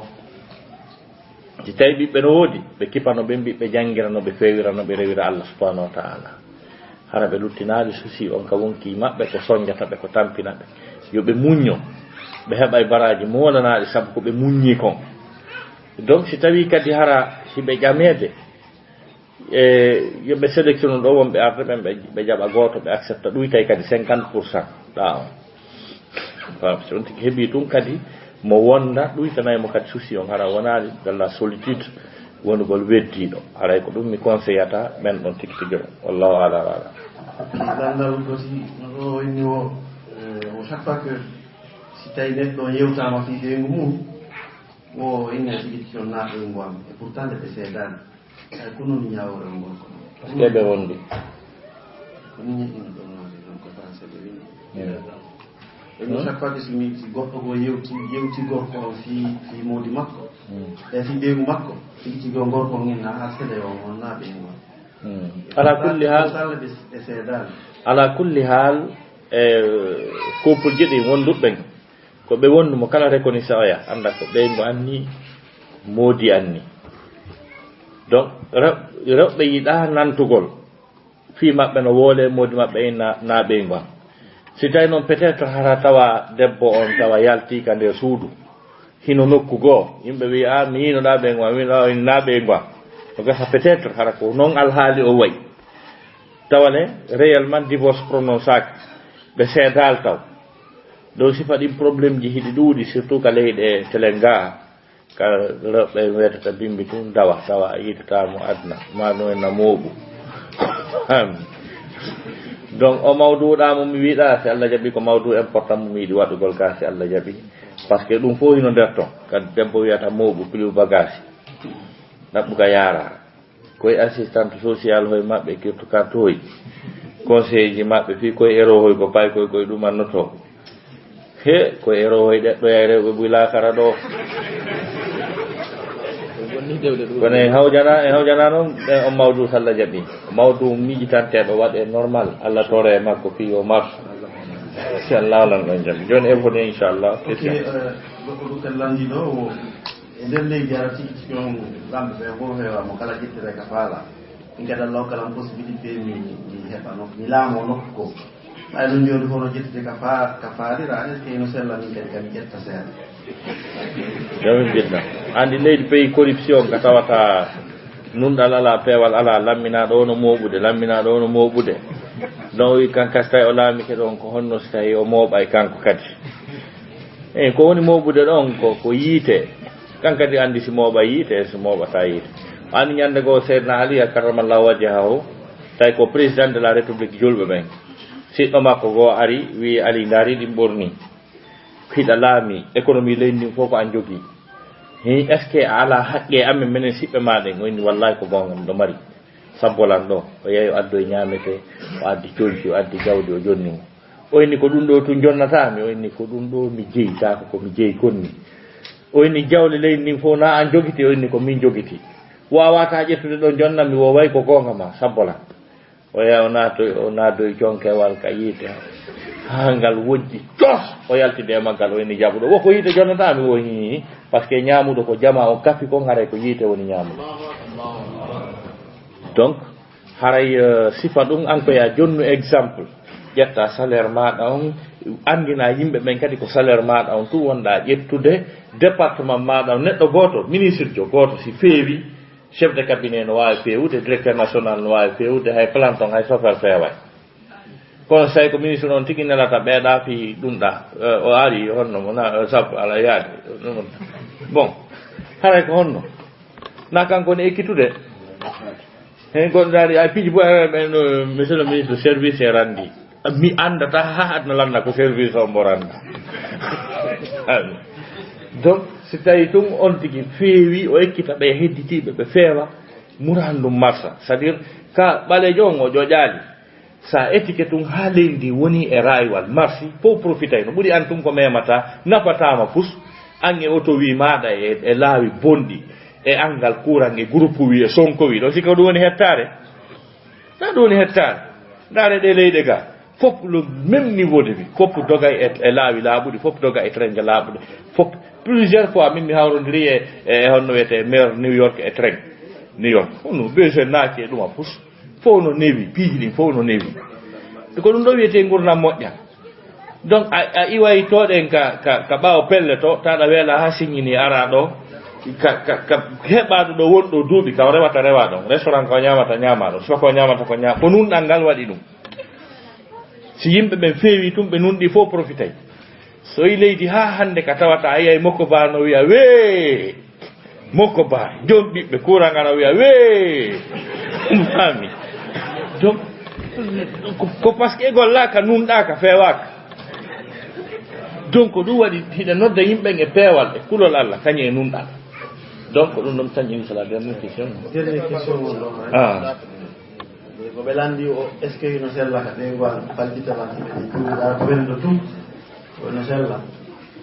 ɓeɗo landi est ce que hino dagui ka ɓeygo on tigui fallitamo hara heɓe julde kanko tun ko question ji Cheikh Ousmane en inni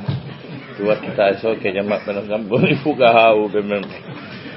inchallah haray no sella haray yo fallitumo no sella yo fallitumo inchallah barakallahu ok no haray inchallah andintingol no haray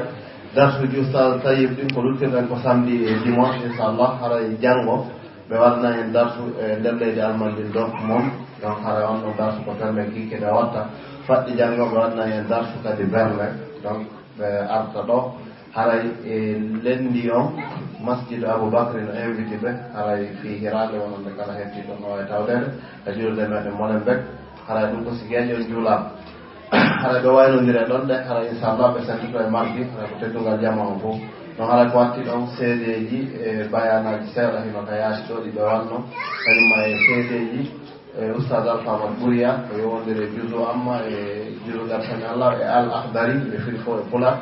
donc haray kadi monsieur Balde holli mi yalimo ɗo wondema alaji sansine no nelonomo ko haadi yimɓe ga ɓe mari réunion hiɓe préparade no famɓe no hiɓe invité jama o fop janggo e Bruxelles toon ɓe haray fi battane invitation molanaɗo haray ɓe anni sadakaji haray en même temps hiɓe marɗo musidɗo meɗen Habib kongolejo hiɗen andimo ko hittinɗo moƴƴa wonon men ko juulurde meɗen masjid Aboubacry mo tawɗa e men nder ga hawnaki ka jonnamo konngol kono ɗo e ɗum haray anniyoɗen sadaka waɗe fi sabilillah wande to ɓen jaami o haray wallitoɗen hoore meɗen kadi famiren noon piihoy fof ko soodete so faaje ɗuma comme no wowirɗe wadde noon dal fisabillah haray mo kala ko heɓi yanni o sadaka lillah haray oɗon neniraɓɓen ton woɓɓe yo immo ton haray jaɓɓa fisabilillah haray noon neniraɓɓen ɓeyde moƴƴa onon kadi dokkal ngal par ce que joɗen andi haray ɗo fof no mari revenu he seeɗa haray ko ittuɗo wo ko ɗum hettoto donc haray o matu gaddimo an fusku min hayrin tajidu innallah wa hayran wa azama ajra barakallah fikum jami'an inchallah le frère Habib quand on termine ici inchallah si tu veux dire bonjour à la foule tu es le bienvenu ici inchallah bismillah fadal